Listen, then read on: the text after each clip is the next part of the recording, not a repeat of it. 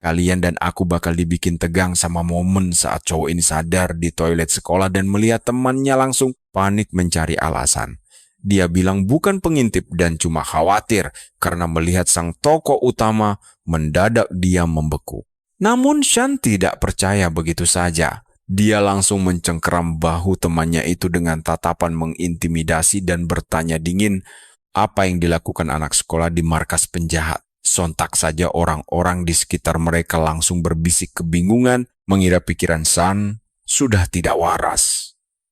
Mengabaikan bisikan itu, dia malah mendesak menanyakan tanggal dan waktu hari ini. Jawabannya benar-benar membuatnya sangat terkejut setengah mati, karena ternyata dia terlempar kembali ke masa lalunya hampir 10 tahun yang lalu. Asal tahu saja, Shan bukan murid biasa. Di kehidupan sebelumnya, dia adalah tentara elit pasukan khusus yang sangat mematikan. Namun saat menjalankan misi memburu seorang pejabat korup kaya raya yang kebal hukum, segalanya mendadak berantakan dan kacau. Rekannya sendiri berkhianat dan menembak punggungnya demi uang. Tapi entah bagaimana keajaiban membawanya kembali ke masa sekolah dulu. Shan tidak percaya dengan penglihatannya saat menatap cermin. Dia langsung menampar wajahnya sendiri dengan sangat keras demi memastikan apakah ini mimpi atau bukan. Saat sadar keinginan terakhirnya dikabulkan takdir, dia langsung menyeringai lebar bagai seorang iblis. Dia bersumpah akan membantai habis para penjahat di garis waktu ini. Tepat setelah itu, segerombolan siswi melintas di hadapannya, dan pandangannya langsung terkunci pada sosok gadis berambut ungu mencolok. Dia menatap gadis itu tanpa berkedip dan tanpa rasa malu, hingga hidungnya mengeluarkan darah karena terlalu bersemangat. Para siswi itu menggelengkan kepala lalu bergegas pergi menjauh sambil mengejeknya. Bodoh karena mimisan setelah menampar diri sendiri. Shan mengepalkan tangannya kuat-kuat saat mengingat peristiwa bersejarah di hari ini. Nah, perhatikan baik-baik bagian ini. Si rambut ungu itu ditakdirkan dibunuh dengan kejam dan dia bersumpah harus menyelamatkannya. Ini akan menjadi misi penyelamatan pertamanya di hidup baru ini. Dia langsung melangkah pergi ke titik lokasi tepat terjadinya tragedi maut. Beberapa siswi di sekitar terdengar berbisik tentang adanya pengintip mesum di gerbang sekolah. Shan langsung tahu dialah target yang dicarinya. Untuk menarik perhatian mereka, dia segera berdeham pelan lalu mengetuk pintu untuk masuk membawa jerigen air besar persis seperti sebelum beregresi. Dia memakai alasan klasik bahwa pasokan air di gedung kelas sedang mati total lagi sehingga harus meminjam air ke tempat ini. Sambil mengisi wadah airnya, pikirannya terus berkecamuk, tidak tenang. Sorot matanya diam-diam melirik ke arah kamar mandi tempat gadis itu mandi. Dia memeriksa jam tangannya dan tepat saat itu suara jeritan histeris seorang siswi langsung menggema keras memecah keheningan koridor. Siswi itu berteriak histeris melihat pengintip mesum. Shan langsung berbalik cepat dan melihat si pelaku sedang berlari kencang menuju pintu. Seketika ingatan buruk masa lalunya kembali berputar. Hari itu, tanggal 12 April 2015 adalah kutukan hidupnya. Si pelaku menyelinap ke pemandian perempuan. Saat para siswi melihatnya, mereka langsung panik berhamburan keluar menyelamatkan diri dan meninggalkan gadis itu. Kita pasti tahu rasanya menyesal kan? Dulu dia punya kesempatan menghentikan kekacauan itu tapi dia malah memilih jadi pengecut. Dia hanya bisa meringkuk ketakutan menyembunyikan wajahnya saat si mesum masuk memaksa. Kepengecutan itu harus dibayar sangat mahal oleh gadis itu. Pelecehan traumatis tersebut menghancurkan masa depan si gadis hingga dia menghilang sepenuhnya. Desas-desus menyebutkan dia pindah sekolah, lalu menghilang. Dunia pun terus berjalan dan semua orang melupakannya. Namun bagi Shan, memori kelam itu tidak akan pernah bisa terhapus dari benaknya. Kejadian mengerikan itu terpahat sangat dalam di hatinya bagaikan monster iblis yang terus-menerus menghantui hidupnya sepanjang waktu. Saat yang lain lulus dengan tenang, dia memilih keluar sekolah dan bergabung dengan militer demi melatih kekuatannya agar tidak selemah dulu. Di garis waktu itu, dia berhasil masuk pasukan khusus meskipun dia berulang kali dihukum berat karena sering melanggar aturan. Namun hukuman apapun tidak mampu meredam kemarahan luar biasa di dalam dadanya melihat ketidakadilan yang terus merajalela di sekitarnya. Dia tidak bisa menerima kenyataan bajingan kejam berkeliaran bebas setelah menghancurkan hidup orang. Dia pun dijuluki sebagai sang serigala penyendiri. Kembali ke masa sekarang, Shan berdiri menatap tajam si pengintip mesum dengan hasrat membara untuk segera melampiaskan semua dendam masa lalunya. Normalnya dia akan langsung memburu guru Chen Xiao untuk memotong akar kejahatan, tapi dia ingin membereskan penyesalan masa lalunya dahulu. Dia memilih membalas kekerasan dengan kekerasan brutal, lalu mengangkat jerikan air berat itu dan menghantamkannya ke tubuh si pelaku dengan sekuat tenaga. Pria mesum itu menabrak dinding dan berteriak akan membunuh pemukulnya. Tapi Shan tidak berhenti di situ. Dia langsung melompat, melewati barisan para siswi, lalu mendaratkan tendangan sepatunya tepat ke wajah si pelaku. Namun targetnya ternyata lebih tangguh dari perkiraan. Serangan telak itu belum sanggup melumpuhkannya seketika. Musuh mencoba mundur merangkak, menyadarkan Shan bahwa fisiknya saat ini masih kurang terlatih. Penjahat itu mendadak menyerang dengan pisau belati. Namun Shan dengan sangat mudah mampu menghindari setiap sabetan berbahaya dari lawannya. Dia langsung mencengkeram pergelangan tangannya, lalu menendangnya dengan keras hingga pisaunya terjatuh, sebelum akhirnya membanting tubuh ringkih itu ke lantai. Meskipun musuh sudah tak berdaya, Shan terus menghujani kepalanya dengan pukulan bertubi-tubi layaknya samsak pasir tanpa memberi ampun sedikit pun. 10 tahun telah berlalu, namun melihat wajah menjijikan ini langsung membuka kembali luka lama yang tak pernah benar-benar sembuh di hatinya. Wajah bajingan itu mengoyak trauma lamanya. Percayalah, pembalasan dendam gila ini baru saja dimulai. Mari kita tunggu kelanjutannya. Kalian dan saya tahu rasa penyesalan itu berat, tapi gadis yang diselamatkannya memohon agar dia segera berhenti memukul. Karena dia takut pria itu akan terbunuh, dia berterima kasih tapi memintanya berbalik karena merasa sangat malu saat ini. Tidak lama kemudian, mobil polisi berdatangan dan para petugas langsung menyeret pria mesum itu dalam kondisi terborgol. Meskipun dia terus membuat alasan. Kepala polisi kemudian mendekati pahlawan kita dan bertanya dari mana dia belajar gerakan itu. Shan mengelak dan berdalih hanya menirunya dari film. Tapi sang petugas tidak percaya begitu saja pada alasannya. Dia menegaskan orang biasa tidak mungkin punya kemampuan sehebat itu, lalu mencoba memprovokasi pemuda kita untuk melihat reaksinya. Namun Shan hanya menatapnya dengan pandangan dingin yang mematikan, sambil mengingatkan bahwa menyerang warga sipil itu tindakan ilegal. Polisi itu langsung membeku seketika, menyadari bahwa pemuda di hadapannya ini memancarkan aura membunuh yang sangat pekat. Tiba-tiba, gadis berambut ungu tadi maju untuk membela Shan, sambil memberikan kedipan isyarat padanya agar tetap tenang. Meski polisi itu tetap menggerutu bahwa tindakannya yang berlebihan tetap tidak bisa dibenarkan. Beberapa saat kemudian, Shan akhirnya tiba di rumah dan memberitahu ibunya. Sang ibu pun langsung mengomel panjang lebar memarahinya karena terlambat. Mengingatkan bahwa makanan hangat sudah siap di meja sejak tadi, lalu terus mengeluh tentang kelakuan putranya yang nakal, dan menuduh suaminya terlalu memanjakan anak mereka hingga menjadi begini. Mendengar omelan hangat yang sudah lama dirindukan, dia tiba-tiba memanggil ibunya dengan nada emosional lalu memeluknya erat dari belakang membuat sang ibu sangat terkejut. Nah, perhatikan baik-baik di sini. Ibunya panik bertanya apakah ada yang merundungnya, lalu mereka berdua pun mulai makan bersama. Ibunya menatap penuh curiga dan merasa sikapnya sangat aneh belakangan ini, tapi Shan meyakinkan bahwa dia sehat. Dia berjanji dengan tatapan serius bahwa mulai sekarang dia akan selalu menuruti kata-kata ibunya. Hal itu langsung membuat suasana hati ibunya cerah kembali, lalu memintanya fokus sekolah saja, agar mendapat pekerjaan stabil kelak. Shan pun makan dengan lahap, sambil membatin betapa dia sangat merindukan omelan ibunya selama ini. Malam harinya di kamar, dia bergumam pada diri sendiri bahwa dia sangat merindukan malam yang tenang seperti ini. Dia menyadari mempertahankan kedamaian butuh usaha yang sangat besar, sementara bajingan bisa menghancurkannya dalam sekejap. Dia mengepalkan tangan ke udara dan bersumpah akan mengubah dunia di kehidupan baru ini tanpa penyesalan. Keesokan paginya, salah satu guru memujinya secara terbuka di depan umum atas tindakan berani yang dilakukannya kemarin. Para siswi di sekolah kini tidak bisa berhenti memandanginya penuh kagum layaknya melihat idola tampan baru mereka, sambil berbisik tentang betapa keren penampilannya saat bertarung kemarin. Di koridor, seorang profesor bertubuh tambun juga menghentikan langkahnya.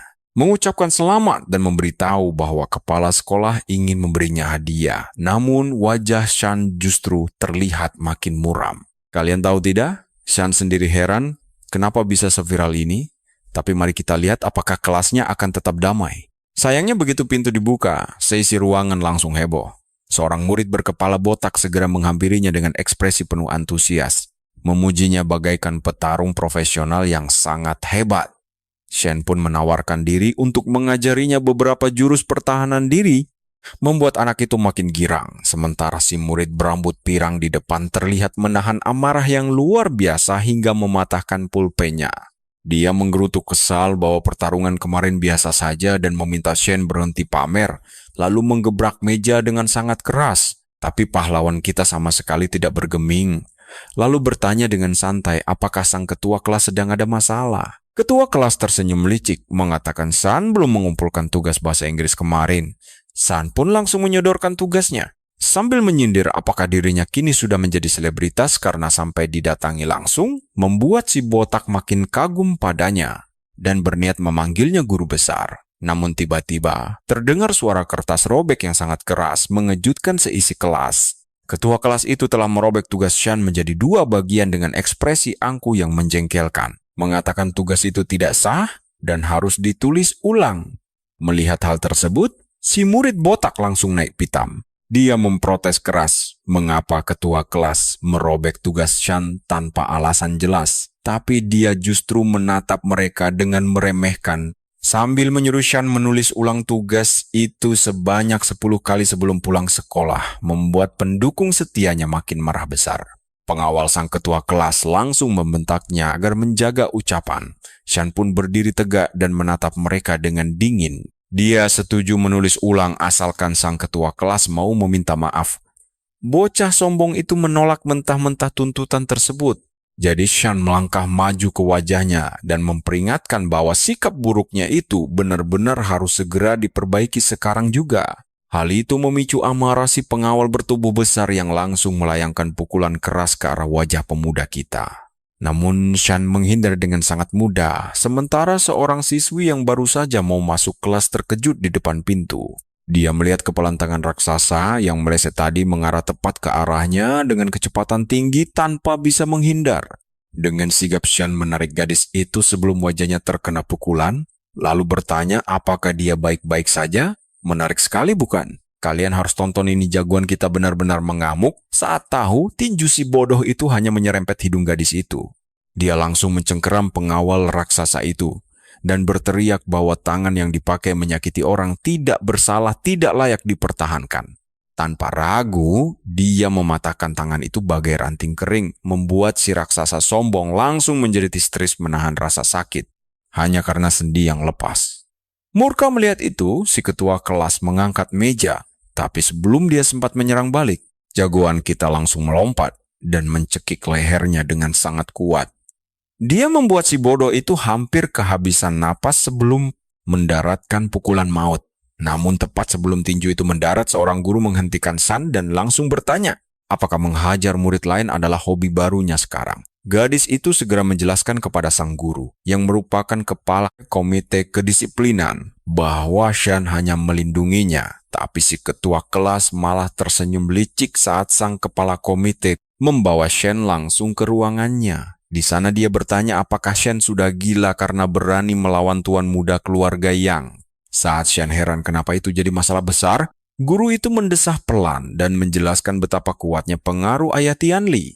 Bahkan kepala sekolah pun tidak berani mengusik mereka. Dia paham kalau darah muda memang gampang tersulut emosi. Namun dia menasihati Shen untuk mengalah saja, menulis surat permintaan maaf, dan bersikap lebih dewasa lain kali. Mendengar itu, Shan merasa muak harus tunduk pada sampah korup itu.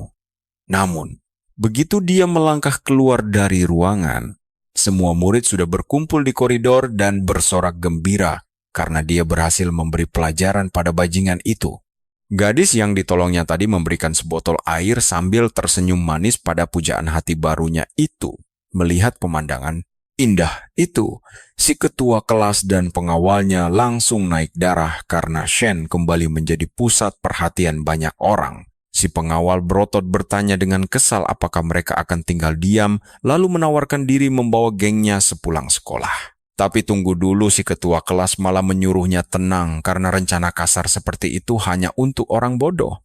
Menggunakan otot itu tidak pintar. Dia yakin dunia ini diatur oleh uang dan hukum dibuat oleh mereka yang berkuasa.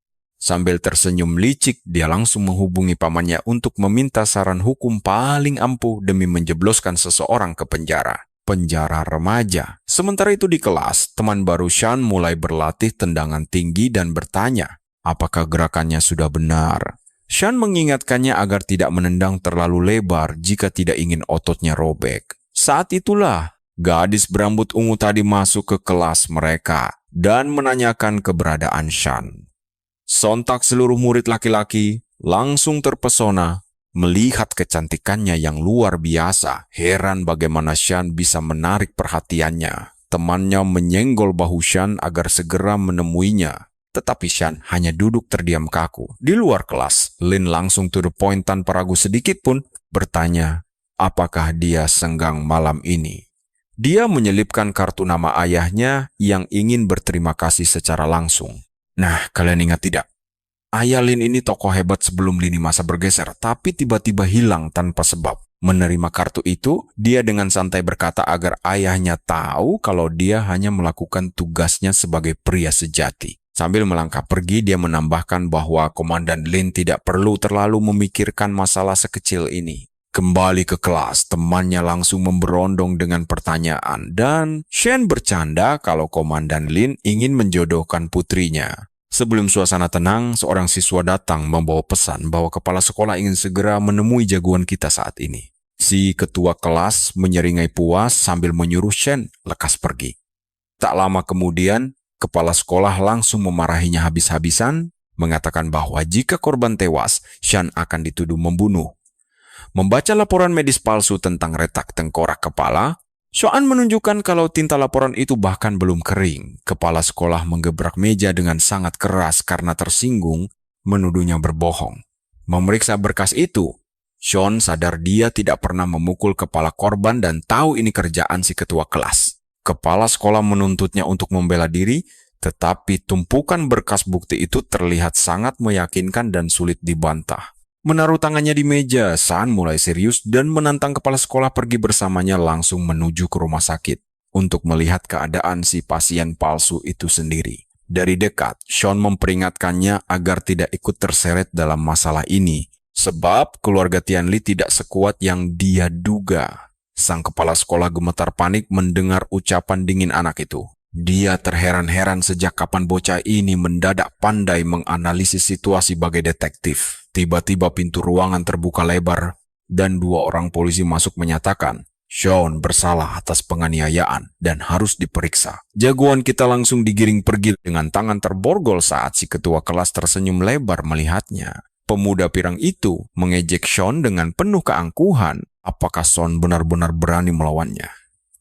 Dia melambaikan tangan mengejek, namun percayalah pada saya perang ini masih jauh dari kata berakhir. Di ruang interogasi, petugas polisi membanting berkas dokumen dan membentak bahwa Han Chong menderita 3 tulang rusuk yang patah.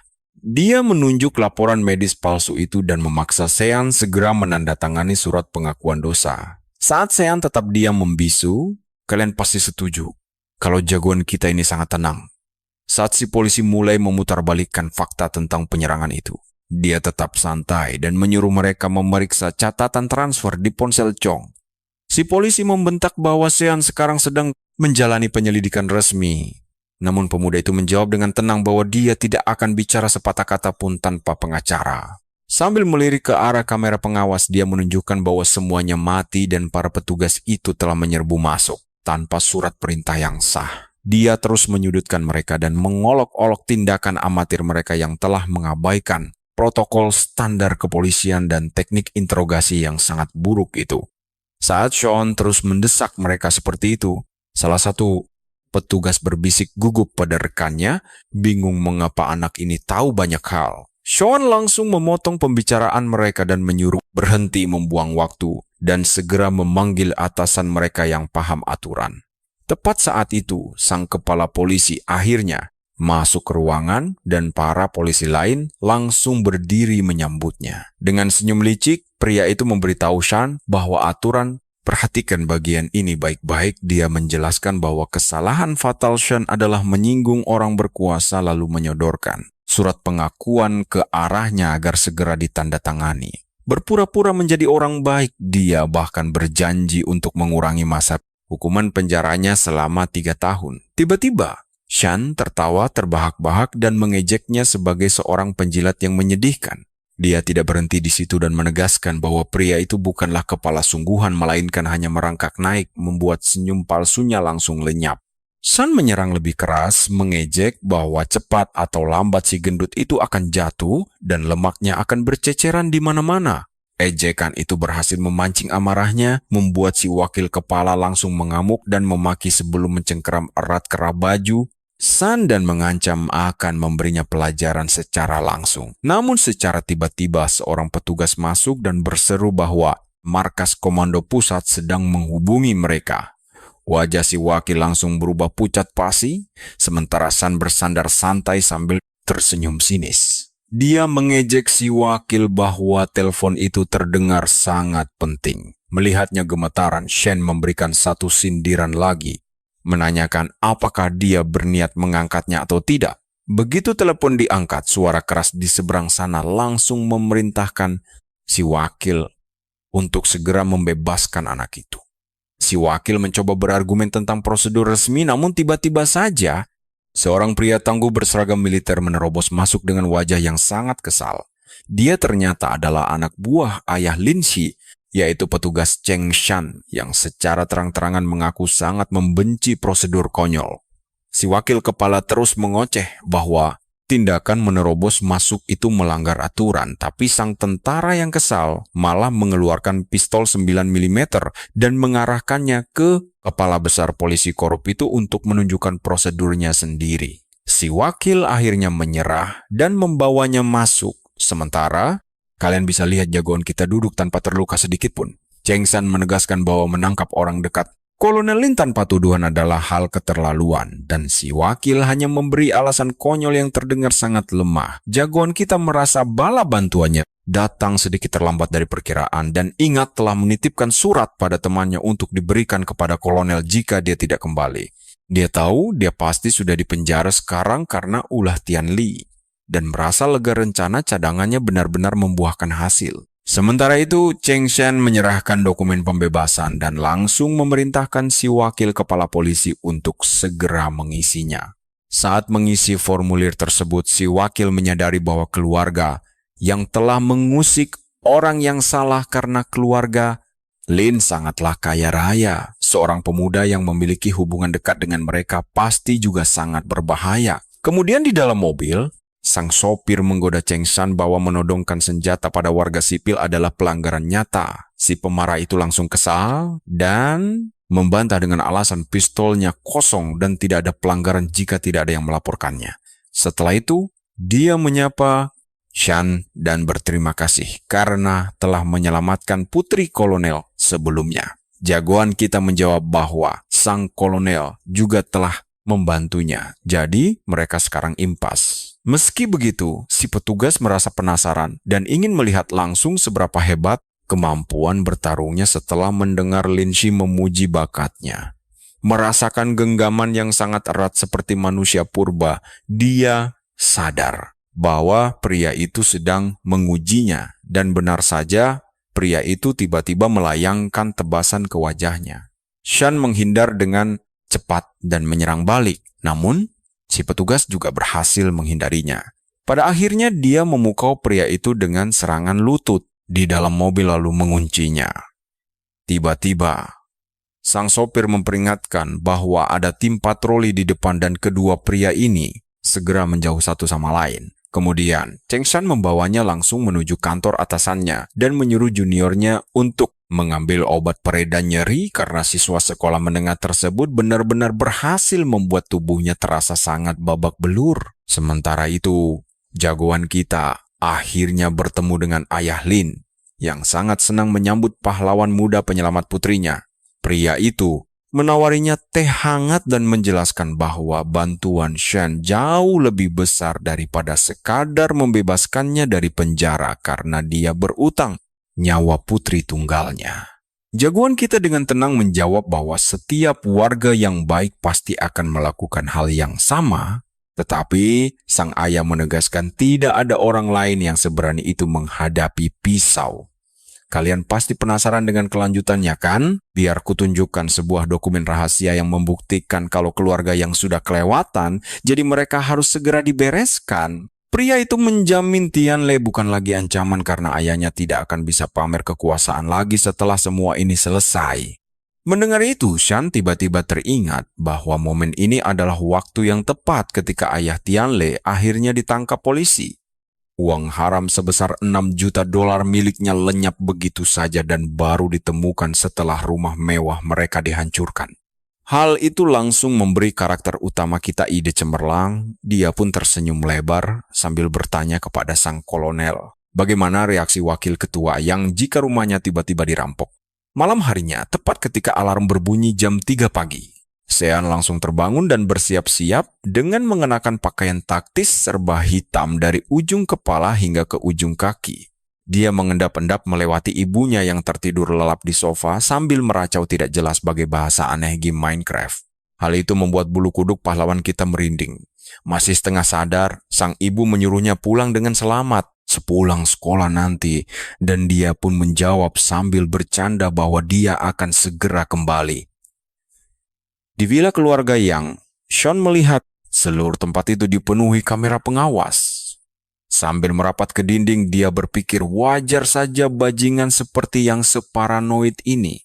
Setelah menemukan area titik buta, dia memeriksa jam tangannya sebelum akhirnya mulai melakukan aksi parkur yang lincah. Dengan cepat dia memanjat dinding dan mendarat di rerumputan tinggi. Dia ingat dari kehidupan sebelum regresi bahwa berita menyatakan uang haram itu disimpan di dalam sebuah pajangan besar. Sekarang perhatikan baik-baik seberapa besar dekorasi yang dimaksud. Untuk bisa menyembunyikan tumpukan uang sebanyak itu, pandangannya langsung tertuju pada sebuah air mancur dan dia pun segera menyadarinya. Saat mendekat, dia heran mengapa air mancurnya menyala tengah malam begini. Sean langsung terpaku melihat sesuatu di dasar air. Sementara itu, seorang penjaga yang mengantuk sedang berpatroli sambil menggerutu bahwa hanya orang gila yang berani menyusup ke sini. Tiba-tiba dia merasakan keanehan dan berteriak menyuruh penyusup keluar. Sambil menyorotkan senter ke depan, dia menghela napas lega. Ternyata yang bergerak di sana hanyalah seekor kucing jalanan. Merasa keadaan sudah aman, penjaga itu pun mengedikkan bahu lalu pergi. Saat penjaga itu berbalik, Sean langsung muncul dari dalam air mancur sambil memegang tas, membuat kucing malang itu terkejut. Kini dia paham kenapa polisi di kehidupan lalunya gagal menemukan uang ini. Keberuntungan tampaknya sedang berpihak padanya malam ini. Sambil berjongkok memeriksa barang jarahannya, dia menyadari tas yang dibawanya tidak akan cukup untuk menampung semua uang tunai ini. Dia menoleh ke samping dan melihat sebuah troli kosong yang sangat pas untuk mengangkut seluruh uang haram tersebut. Sambil mendorong troli itu, dia mulai membayangkan kekayaan melimpah dan berpikir investasi adalah langkah paling cerdas. Tiba-tiba, sebuah mobil melaju kencang melewatinya lalu berhenti mendadak dan Tianli yang sedang mabuk berat keluar dari sana. Dia berjalan sempoyongan sambil memaki Sean, menyebutnya sebagai sampah tidak berguna karena telah berani mencari masalah dengannya. Tianli hendak menendang sebuah tempat sampah, tapi berhenti saat menyadari bahwa benda itu ternyata adalah sebuah troli. Kalian juga bakal bingung kalau melihat segepok uang ini kan? Tianli pun mengira dia hanya berhalusinasi karena terlalu mabuk. Sean menyelinap dari belakang, lalu memukul tengkuknya dengan keras. Sambil menyeringai, pahlawan kita menyuruhnya untuk segera berkaca diri. Karena dialah sampah sesungguhnya yang menyetir saat mabuk tanpa SIM. Soan kemudian menendang tumpukan sampah asli di dekatnya. Sembari bergumam bahwa racauan ibunya tadi memang benar. Ayah dan anak ini sama sekali tidak ada harganya bagi dunia.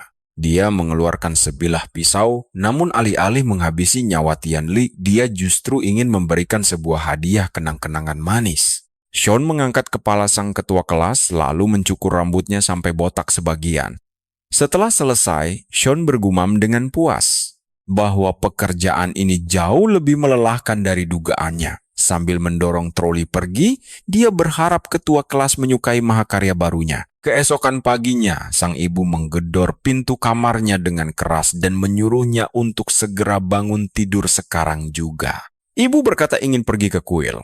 Hal itu langsung menarik perhatian San.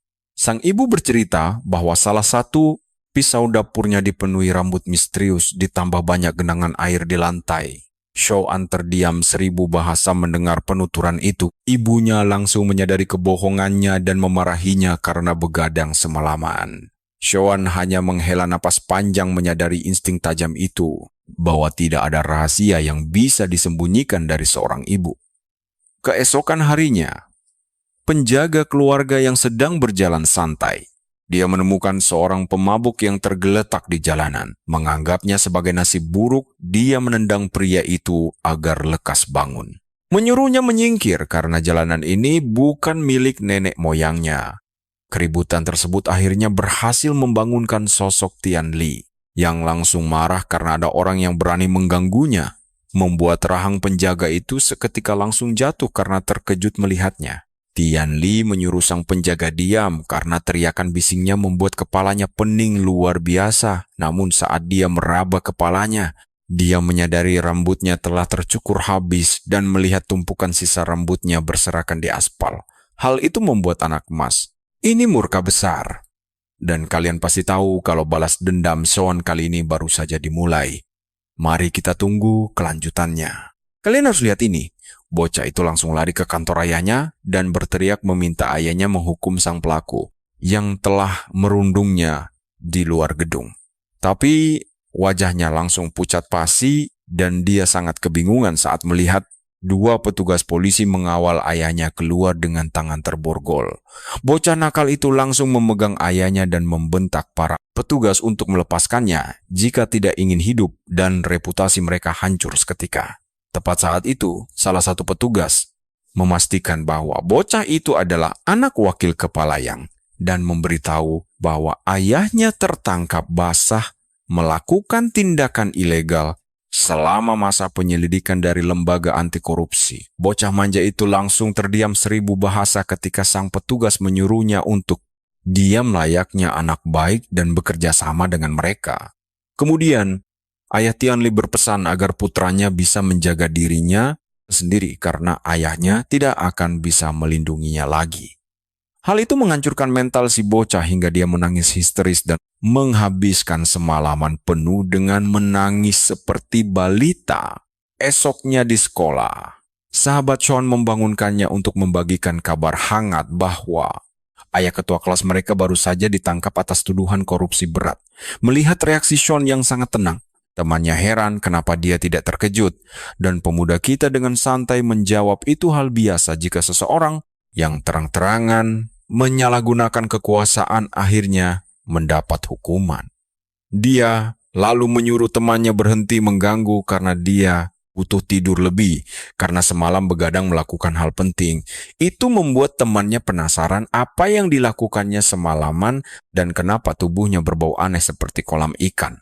Si bro menjawab bahwa dia memancing di sungai semalaman. Jadi, temannya memperingatkan agar dia berhati-hati jika tidak ingin ditangkap karena memancing ilegal di sungai itu. Belakangan, Sean teringat bahwa sebelum waktu diputar kembali, penangkapan wakil kepala yang memicu kekacauan politik besar di kota. Dia menyadari bahwa dia membuat kejadian ini terjadi lebih cepat dari seharusnya di garis waktu sekarang.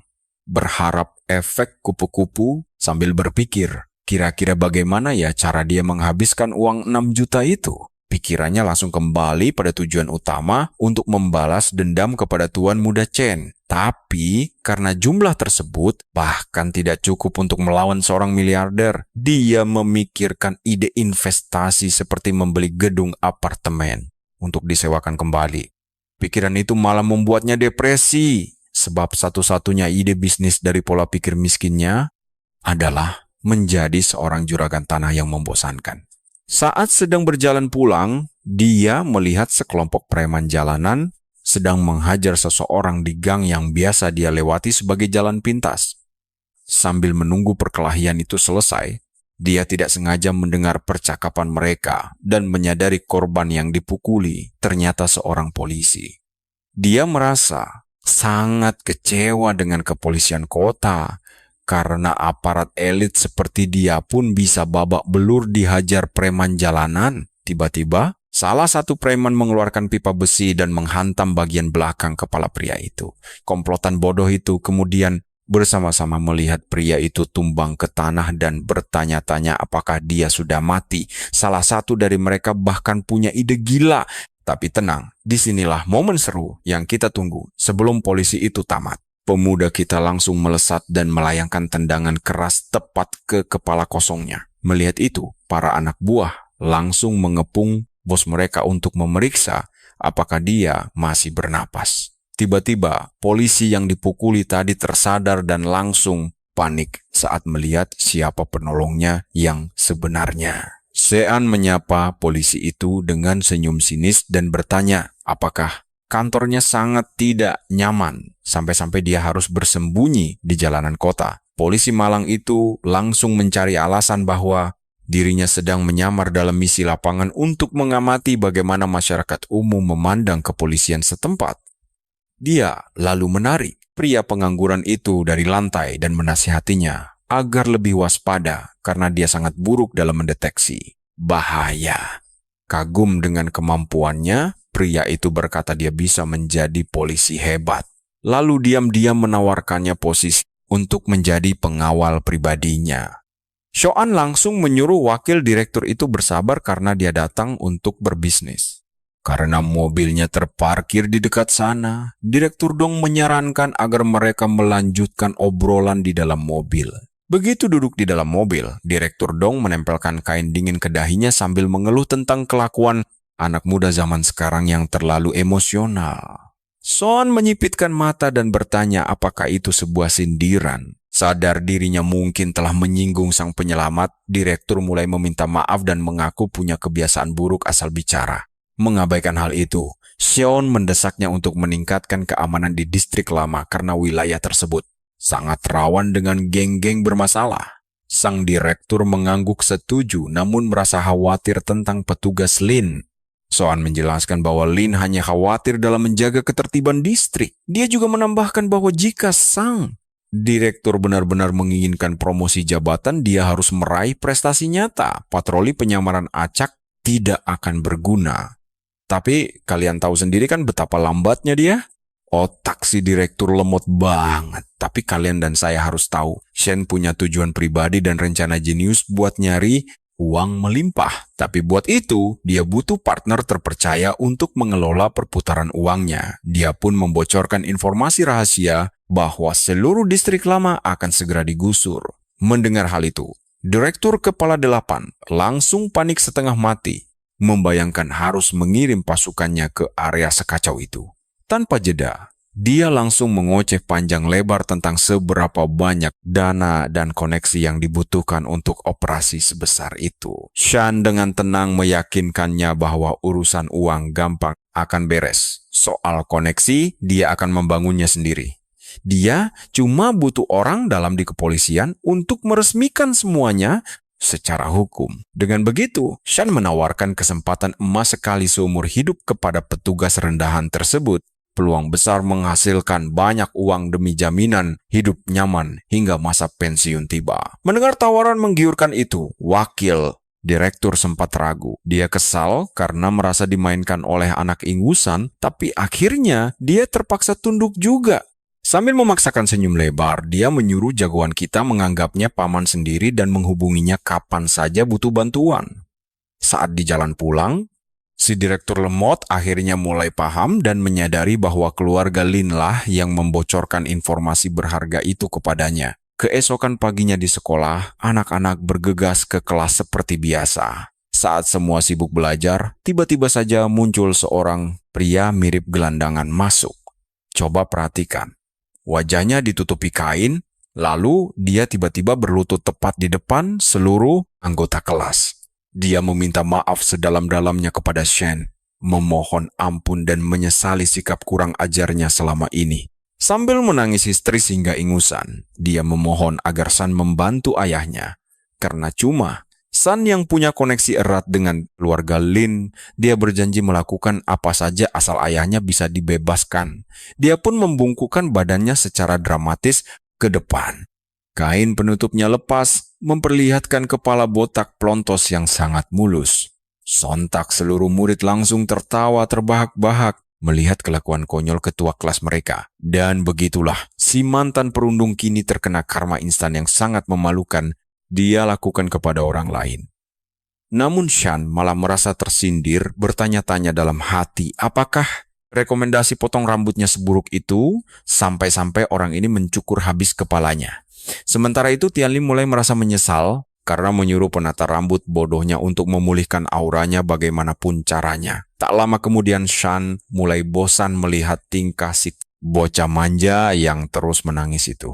Kalian pasti mengira Shan bakal kasihan kan? Tapi dia cuma menyuruhnya berdiri tanpa menjanjikan pengampunan apapun kepada ketua kelas bodoh itu. Lagi pula, ayahnya dijebloskan ke penjara karena memperlakukan hukum seenaknya, seolah milik pribadinya sendiri.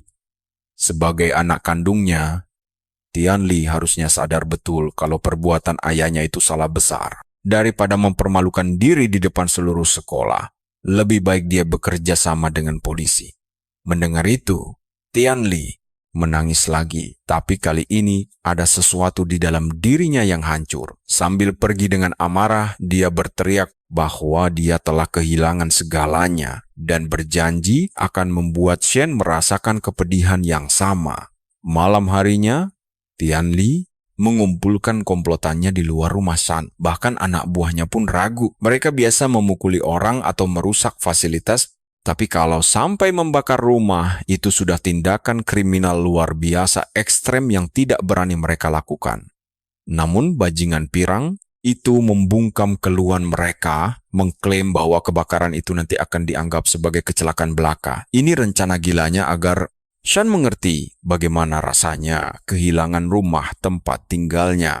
Tepat di saat salah satu anak buahnya bersiap melempar bom Molotov, suara tenang terdengar dari belakang. Bertanya, apakah mereka susah tidur kalau tidak ada sosok ayah di rumah? Tianli berbalik kaget dan mendapati target mereka sudah menggagalkan seluruh rencana busuk itu. Dengan kebingungan, Tianli berteriak menanyakan bagaimana Shan bisa tahu rencana mereka. Karena emosi, dia menyuruh anak buahnya menyerang. Tapi anak buahnya langsung mengingatkan bahwa kemarin mereka baru saja babak belur dihajar Shan. Si botak sialan itu langsung mengamuk sambil mengingatkan semua kebaikan yang pernah dia berikan. Anak buah pertama menyuruh temannya maju duluan, tapi si teman tiba-tiba beralasan sakit kepala. Luar biasa, muak melihat drama komedi murahan di depannya. Shan turun tangan untuk membereskan masalah kekonyolan mereka. Karena mereka ragu-ragu, Shan yang memutuskan. Dia melompat turun dan menampar keras pria pertama hingga bekas tangannya tercetak jelas di pipi. Pria itu langsung tumbang dengan posisi leher terkilir kaku. Bom Molotov di tangannya terlepas dan pecah, menghantam aspal jalanan. Tianli berdecak kesal melihat botol berharga itu terbuang sia-sia. Kehilangan satu anak buah, dia langsung memerintahkan pengawal kedua untuk maju. Namun, tatapan dingin Shan seketika membuat nyali pria itu ciut dan menyerahkan sisa bom Molotov, lalu kabur tanpa menoleh lagi. Menyaksikan itu, mental Tianli langsung ciut. Shen melangkah mendekat, berdiri tegak di hadapannya, lalu bertanya siapa sebenarnya yang sedang dia tatap. Keringat dingin langsung membanjiri wajah ketua kelas saat menyadari bahwa dia benar-benar tamat. Dalam keputusasaan, dia mengancam akan membakar segalanya dan bersiap melempar botol itu. Tapi percayalah, Shan bergerak secepat pembunuh bayaran, mencengkeram lengannya sebelum dia sempat bergerak. Cengkeramannya sungguh mematikan. Nah, kalian bakal lihat gimana gemetarnya Tianli saat sadar dia salah cari lawan. Tiba-tiba nada bicaranya berubah, dia memaksakan tawa dan berdalih itu cuma candaan antar teman sekelas. Sambil menyeringai, Shan meminta teman kelasnya yang tercinta melakukan satu permintaan kecil. Hampir menangis, Tianli terbata-bata menanyakan permintaannya. Shan langsung menjawabnya dengan pukulan uppercut yang sangat telak, menyuruhnya diam sebelum ibunya terbangun karena berisik. Bocah cengeng itu langsung mengancam akan memanggil polisi ke sana, dan kali ini dia benar-benar menelepon. Tapi saat polisi datang, mereka justru menangkap si botak bodoh karena mengganggu ketertiban umum di tengah malam. Tianli melongo tak percaya. Heran apa para polisi itu buta? Karena jelas-jelas dialah yang menjadi korban di sini. Dia bahkan meneriaki Direktur Dong tidak tahu terima kasih atas bantuan ayahnya selama ini. Wakil direktur itu menjawab santai bahwa ayahnya mungkin berjasa, tapi jelas tidak pernah mengajari anaknya cara membaca situasi dengan benar. Dia memberi satu nasihat lagi, jika kamu berani bermain api, kamu harus siap merasakan panasnya. Setelah itu, dia berterima kasih pada jagoan kita karena mengatasi pengganggu dan mengajaknya merayakan kemenangan ini. Shan menolak. Dia butuh istirahat karena ada urusan penting besok harinya. Pagi harinya mereka langsung menuju ke distrik tua. Sang direktur mempermalukan dirinya sendiri karena menginjak lubang dan mencipratkan air kotor ke seluruh sepatunya. Melihat sekeliling bangunan kumuh, dia ragu apa mereka bisa menghasilkan uang dari tempat sekotor seperti ini. Tapi coba kalian perhatikan, baik-baik Shan tahu dari masa lalu tempat ini mencetak belasan miliarder. Agar lebih meyakinkan, dia membocorkan satu info rahasia lagi. Ada rencana jaringan satelit baru untuk meningkatkan infrastruktur teknologi kota. Begitu itu terjadi, harga tanah distrik tua melonjak, begitu pula biaya ganti ruginya. Mendengar hal itu, Direktur beban itu langsung kegirangan, bangga karena rekannya sangat paham dengan apa yang sedang dia bicarakan. Dia tidak sadar kalau Shan berencana memanfaatkannya demi mendapat bagian ganti rugi terbesar. Setelah selesai memeriksa lokasi, mereka mampir ke sebuah bar. Shan dengan santai membayar 150.000 kepada bartender tua untuk membeli bar tersebut secara tunai. Bingung, sang direktur merasa sangat aneh menjual tempat seindah dan sekeren ini. Pemiliknya menghela napas panjang lalu menjelaskan bahwa putranya terlilit utang judi yang sangat besar. Sejak saat itu, rentenir terus mengirim penagih utang untuk meneror mereka tanpa henti. Karena tidak punya pilihan lain, dia terpaksa menjadikan bar ini sebagai jaminan. Kelakuan anak si bartender membuat hidup ayahnya hancur, dan ini membuat Direktur Dong kesal. Saat Shan mendengar tenggat utang itu tepat sebelum jadwal pembongkaran, firasat buruk langsung muncul di kepalanya. Dia bertanya dari mana si anak meminjam uang itu. Tanpa ragu, bartender menjawab seolah semua orang sudah tahu. Di daerah sekitar sini, semua utang ke Chen Jinhu alias Tuan Hu. Nah, kalian pasti merasa ada yang aneh dengan tindakan Tuan Hu. Sepertinya dia memang mengincar bar ini daripada sekadar menagih utang. Kecurigaan itulah yang membuat Shan bergegas membeli tempat ini secepat mungkin. Sambil menyunggingkan senyum penuh arti, dia meminta sang direktur untuk menunda penandatanganan kontrak kerja sama mereka. Direktur Dong mengajak bersantai dan minum dulu, tapi Shan mengingatkan sang beban bahwa mereka tidak boleh lengah karena Tuan Hu punya rencana yang sama. Sementara itu, di dalam markas besar Tuan Hu, wanita kesayangannya bertanya mengapa dia terus menatap jalanan tua yang kumuh di layar monitor alih-alih bersenang-senang dengannya. Dia tahu wanita itu tidak akan paham, tapi tetap menjelaskan bahwa seorang raja harus selalu mengawasi wilayah kekuasaannya. Sang wanita bertanya manja apakah itu menjadikannya ratu. Mendengar hal itu, sang tiran malah tertawa terbahak-bahak. Chen Jinhu telah menguasai kota Jiangcheng dengan tangan besi selama 20 tahun. Dia dikenal sebagai raja malam yang mengendalikan berbagai bisnis ilegal di hampir seluruh penjuru kota. Karena pengaruhnya yang luar biasa besar, banyak orang menjulukinya penguasa setengah kota. Di sisi lain, kelompok kita tiba dan Direktur Dong memperingatkan Shan untuk sangat berhati-hati karena Tuan Hu adalah psikopat sejati. Dia juga menyebutkan Tuan Hu punya hubungan khusus dengan keluarga Chen. Begitu mendengar nama itu, potongan ingatan masa lalu Shen langsung terlintas di kepalanya. Sebuah senyuman lebar tersungging di wajahnya. Bukannya merasa takut, dia malah bersemangat. Ini adalah kesempatan emas untuk membalaskan dendamnya yang terpendam. Melihat reaksi aneh itu, sang direktur bertanya apa dia punya masalah dengan keluarga Chen. Shen menjawab santai bahwa dia tahu banyak tentang mereka dan menganggap Tuan Hu hanyalah seekor anjing peliharaan yang diikat rantai. Dia berjanji akan menumbangkannya dengan mudah. Setelah itu, dia menyuruh direktur untuk melanjutkan persiapan dan menyerahkan sisa urusan kepadanya. Sudah waktunya dia menyelesaikan misi dari kehidupannya yang terdahulu. Sementara itu, Tuan Hu mendapat kabar bahwa bar tersebut telah direbut pihak lain. Murka, dia langsung menampar wajah anak buahnya.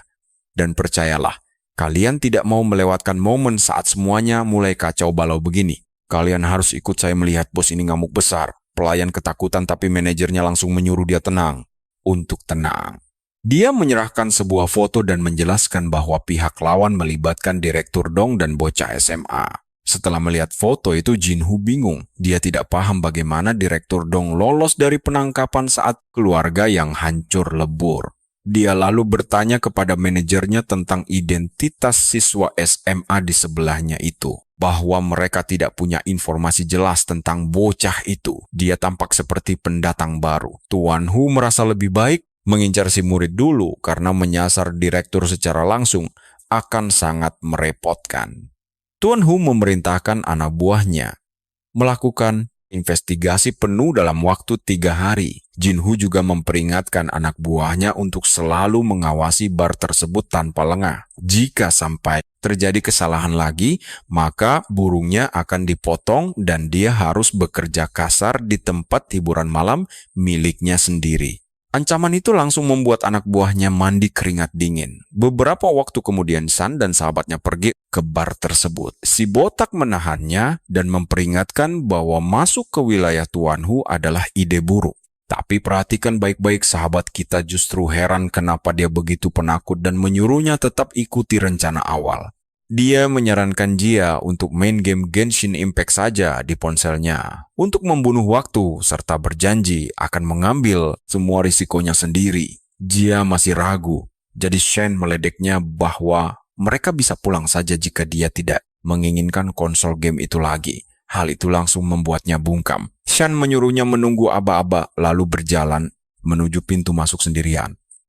Di kehidupan sebelumnya dia pernah menggerebek tempat ini, jadi dia tahu jalan rahasianya dan kata sandinya. Dia mengetuk pintu lalu seorang pria mirip kepala pelayan membukanya sedikit sambil berucap mereka sudah tutup dan menyuruhnya pergi. Shen dengan tenang membisikkan sandi rahasia lalu pintu langsung terbuka lebar. Pria itu mengamati Shan dengan teliti dan bertanya apakah ini kunjungan pertamanya karena wajahnya asing. Demi membuat kejutan epik, bocah kita melempar segepok uang tunai ke udara layaknya uang receh biasa.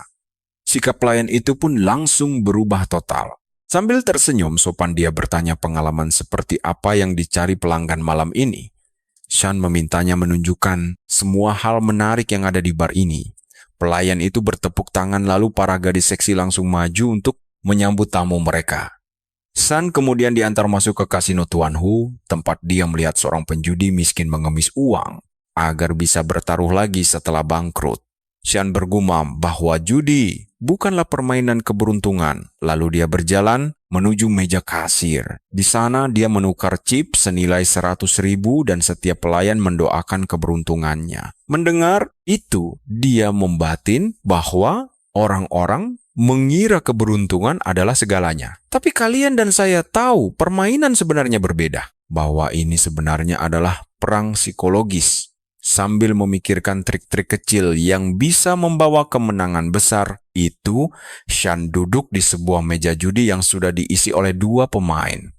Sang dealer mengocok kartu lalu membagikannya hingga si karakter utama kita mendapatkan as hati, raja sekop, dan ratu keriting. Shan mengamati pria gemuk di hadapannya yang duduk di meja tersebut. Karena otot wajahnya tiba-tiba sedikit berkedut hingga menyimpulkan kalau dia memegang kartu bagus.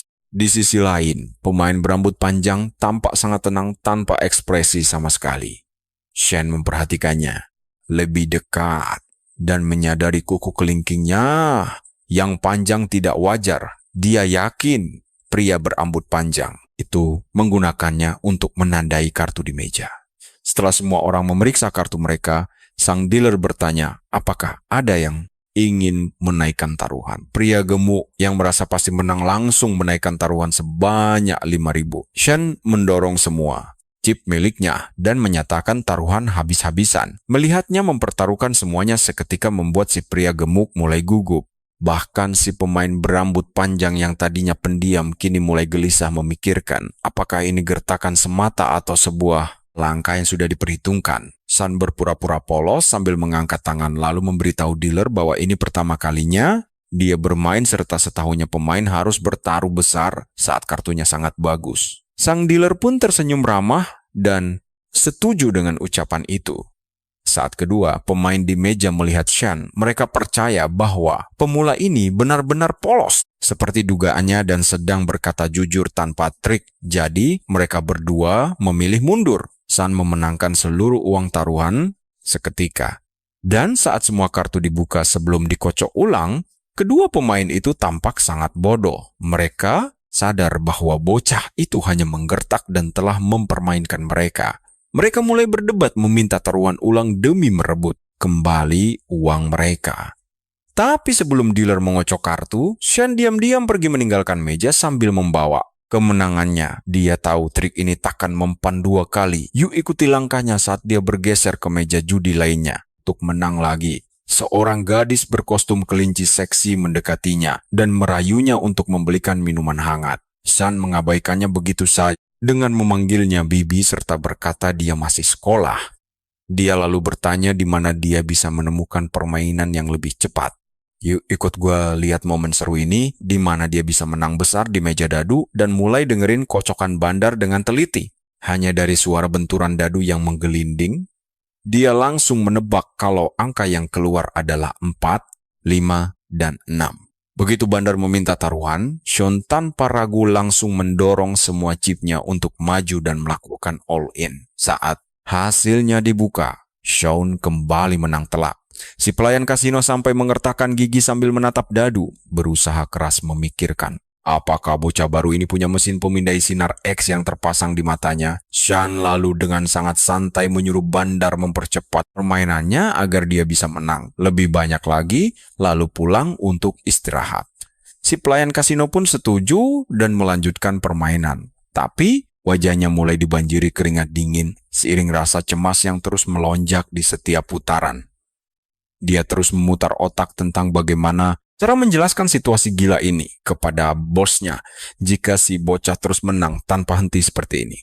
Tuan Hu yang sedari tadi mengawasi semuanya lewat kamera pengawas mulai naik pitam. Dia bergumam kesal bahwa bocah itu harusnya tahu kapan waktu untuk berhenti dan segera pergi dari sana. Dalam waktu singkat, Sean berhasil meraup kemenangan hingga jutaan dolar, membuat pelayan tadi hampir menangis ketakutan. Para penjudi di sekitar mulai berbisik-bisik, merasa sangat yakin kalau pelayan malang itu bak dihukum mati-matian atau bahkan dijual setelah dikebiri seumur hidup. Tepat di saat menegangkan itu, seorang wanita misterius datang dikawal oleh... Nah, perhatikan bagian ini baik-baik. Dia dengan tenang menyuruh si pelayan gemetar untuk menyerahkan wadah dadunya lalu pergi. Saat Shen melihat ke arahnya, dia merasakan keakraban yang sangat kuat, seolah pernah bertemu dengannya entah di mana. Hingga akhirnya, manajer lantai mengungkap identitas aslinya sebagai Noyama Chizuru, membuat Shan tersentak kaget. Dia langsung ingat kalau wanita itu adalah sosok penguasa dari segitiga emas. Tepat saat wanita itu melangkah maju dan menantangnya memasang taruhan, pikiran Shan langsung melayang kembali ke ingatan masa lalunya sebelum mengalami regresi. Pada tanggal 17 Mei di Shibuya, dia pertama kali bertemu dengan Noyama Chizuru, sebuah pertemuan manis yang terasa seperti kencan sunyi. Mereka mengobrol santai sambil minum ketika Chizuru tiba-tiba menyinggung betapa berisiknya tempat itu. Dia bertanya, apakah San bisa memikirkan tempat lain yang punya atmosfer seramai ini selain tempat tersebut di jam yang sudah selarut itu. Tanpa peringatan, Chizuru melarangnya memejamkan mata, lalu langsung melangkah naik ke atas meja sambil menyentuh lembut pipi Shen dengan jemarinya. Dia berbisik kalau mata Shen terlihat seperti mata seekor serigala yang terasa seakan menusuk langsung menembus jiwanya. Dia pun meminta Shen untuk terus menatapnya lekat-lekat, tanpa sekalipun memalingkan pandangan. Sang karakter utama dengan tenang menepis tangannya dan mengakui kalau wanitalah yang sebenarnya berbahaya dan menyebutnya kucing liar. Tapi kalian juga mikir hal yang sama kan?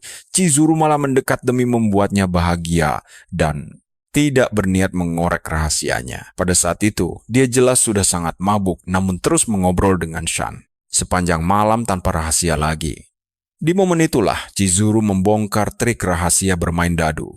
Menjelaskan bagaimana seseorang bisa merasakan hembusan napas dadu. Dia menjelaskan kalau kita harus bisa membaca bahasa otot lawan seolah-olah merasakan detak jantung mereka secara langsung. Begitu Shan kembali ke masa kini, dia mengingat petunjuk berharga itu dan fokus membaca gerakan otot untuk menilai dadu. Dia melihat tangan Chizuru tampak rileks sementara otot-otot di sekitar lehernya menegang. Dia bahkan menganalisis arah lipatan pakaian wanita itu dengan fokus penuh, nyaris sangat obsesif, demi mempersiapkan langkah pembacaan berikutnya. Usai mengocok dadu, Chizuru dengan anggun menantang si bocah untuk memasang taruhan. Shan mendorong seluruh chipnya dan menebak kalau hasilnya adalah 3 angka 3. Chizuru seketika langsung terperangah heran karena apa yang didengarnya barusan terdengar sangat mustahil. Dia mengira bocah itu sudah gila, tapi sang karakter utama menatapnya dengan pandangan tajam yang serius lalu menyuruhnya membuka wadah dadu. Saat penutup itu diangkat, semua penjudi di sana langsung tercengang. Manajer lantai mulai mandi keringat dingin saat menyadari kalau pembayaran yang harus diberikan pada bocah itu melebihi 50 juta. Seluruh sudut tempat itu langsung gempar luar biasa akibat kemenangan spektakuler tersebut. Dan Shan dalam hati bergumam bahwa dirinya dan Chizuru sekali lagi dipertemukan di tengah suasana yang bising dan penuh kekacauan.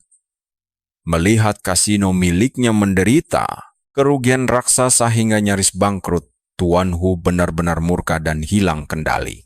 Di detik itu, anak buahnya mendobrak pintu dan dengan panik melaporkan bahwa dia telah mengenali identitas si bocah. Dia memberitahu Tuan Hu kalau pengacau kasino ini dan mahasiswa yang membeli bar sebelumnya ternyata adalah orang yang sama. Kabar mengejutkan ini membuat Tuan Hu semakin meledak dalam amarah yang luar biasa. Pria murka itu langsung memerintahkan semua anak buahnya mengambil senjata dan mengikutinya ke lantai kasino. Dia bertekad untuk menghabisi bocah itu sendiri dan bergegas turun sebelum Shan sempat mencairkan semua hasil kemenangan gila tersebut. Shan mendesak para staf untuk bergegas selagi dia menelepon sahabatnya, Gia, memberitahu bahwa sekarang adalah gilirannya. Tepat saat itu, Tuan Hu datang dan langsung menerjang maju, berniat membelah tubuh bocah itu menjadi 2. Tapi sebelum dia sempat bertindak, tiba-tiba lampu mati total. Manajer lantai langsung berteriak panik menyalakan genset darurat. Percayalah, kelanjutan kisah ini bakal makin liar. Kalian harus lihat ini begitu listrik menyala. Anak buah Tuan Hu panik mencari dan menemukannya terkapar tak berdaya di tanah. Tubuhnya penuh tulang patah. Mereka langsung melarikannya ke rumah sakit, sementara si karakter utama sudah kabur membawa semua uang kemenangannya. Melewati jalan rahasia, dia mengeluh sendiri karena tangannya sangat sakit. Dia tidak menyangka kalau targetnya tadi sekeras itu. Tubuh Tuan Hu ternyata sangat keras. Saat dia mau pergi dan memanggil temannya yang botak, si gadis kelinci tiba-tiba muncul menghadangnya. Dia bertanya apa Sean bosan hidup. Detik berikutnya, para gangster kasino mengepungnya dan menyuruhnya menyerahkan semua uang itu baik-baik. Mereka bahkan berjanji tidak akan merusak wajah tampannya jika dia mau bekerja sama. Mendengar itu, Shan hanya menghela napas panjang. Dia bergumam bahwa semua rencananya malam ini berjalan mulus kecuali gangguan dari tante menyebalkan yang sok jadi kelinci peliharaan harimau. Ejekan itu membuat suasana memanas. Sang karakter utama pun langsung memasang kuda-kuda, siap membereskan gerombolan preman di depannya. Dengan gaya yang sangat sombong, Dia sengaja memprovokasi mereka semua untuk maju bersamaan saja agar dia bisa menghemat waktu berharganya. Nah, perhatikan bagian ini, salah satu preman yang emosi langsung maju sendirian sambil memegang pipa besi di kedua tangannya. Saat dia melompat menyerang, Shan dengan tenang menangkap lengannya dan melayangkan pukulan telak ke wajahnya hingga dia terpental jauh. Begitu preman itu jatuh menghantam tanah, nyali anggota yang lain langsung ciut setelah melihat betapa mudahnya rekan mereka dihabisi. Shan menatap mereka dengan santai dan bertanya, apakah mereka masih ingin maju satu persatu? Dua preman tersisa mulai panik. Mereka akhirnya memutuskan untuk maju menyerang bersamaan, berharap kerja sama tim bisa memberi mereka sedikit peluang untuk menang. Melihat kepungan itu, karakter utama kita malah tersenyum. Dia melompat ke udara, menghantam yang satu dengan lutut dan menendang lainnya.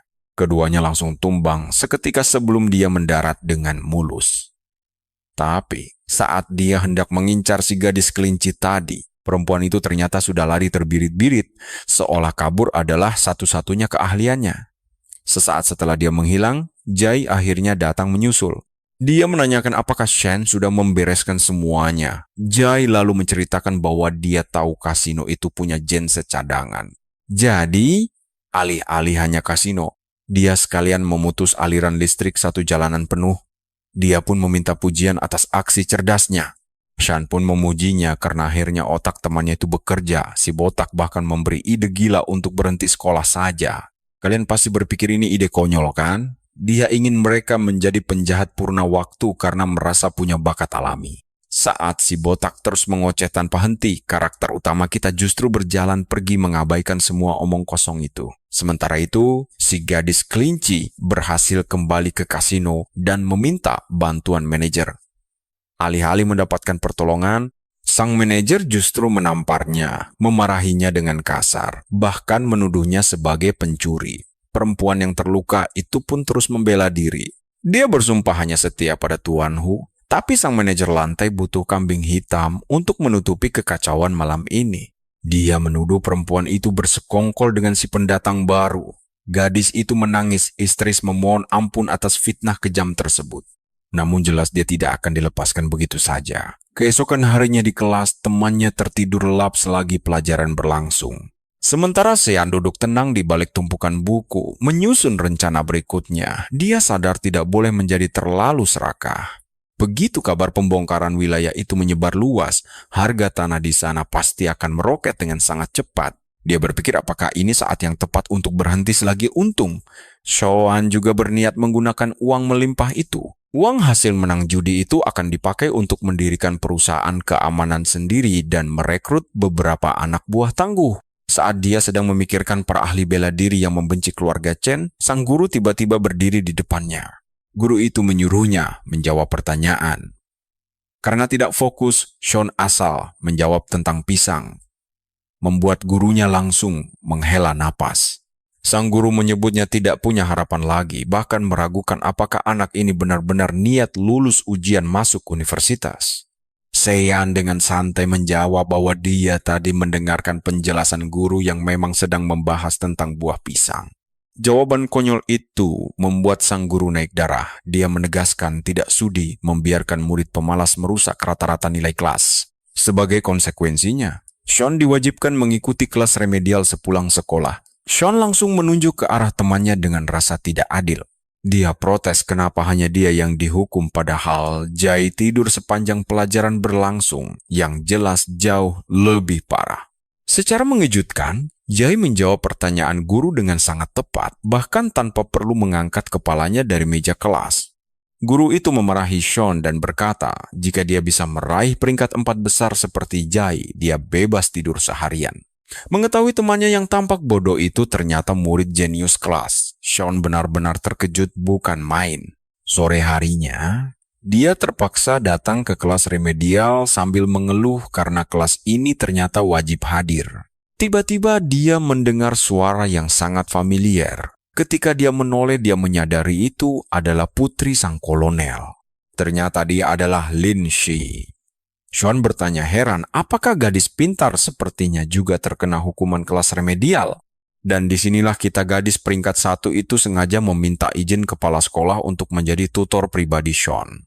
Yuk, kita lihat saat Lindsay tersipu malu, mendekat dan menyuruh Shan belajar giat serta fokus di kelas hari ini sambil menarik dasinya. Lindsay mengingatkan bahwa dia datang demi Shan. Dia lalu menariknya lebih dekat dan berbisik di telinganya agar dia menjadi anak yang penurut. Otak cowok kita langsung error dan wajahnya perlahan memerah. Lindsay menyadarinya lalu mulai menggoda Shan yang biasanya sangat cuek, tapi sekarang justru tersipu malu layaknya seorang bocah kecil. Berusaha keras mengalihkan pembicaraan. Shan mengingatkannya bahwa mereka harus belajar, yang langsung menyadarkan gadis itu. Namun, Lindsay justru semakin agresif saat dia menarik dasinya lebih kuat dan menyuruh Shan menghitung besarnya gaya yang dia berikan terhadap berat tubuhnya. Hal itu membuatnya tercengang dan berkata bahwa pemula tidak bisa langsung belajar fisika, jadi sebaiknya mulai dari matematika saja.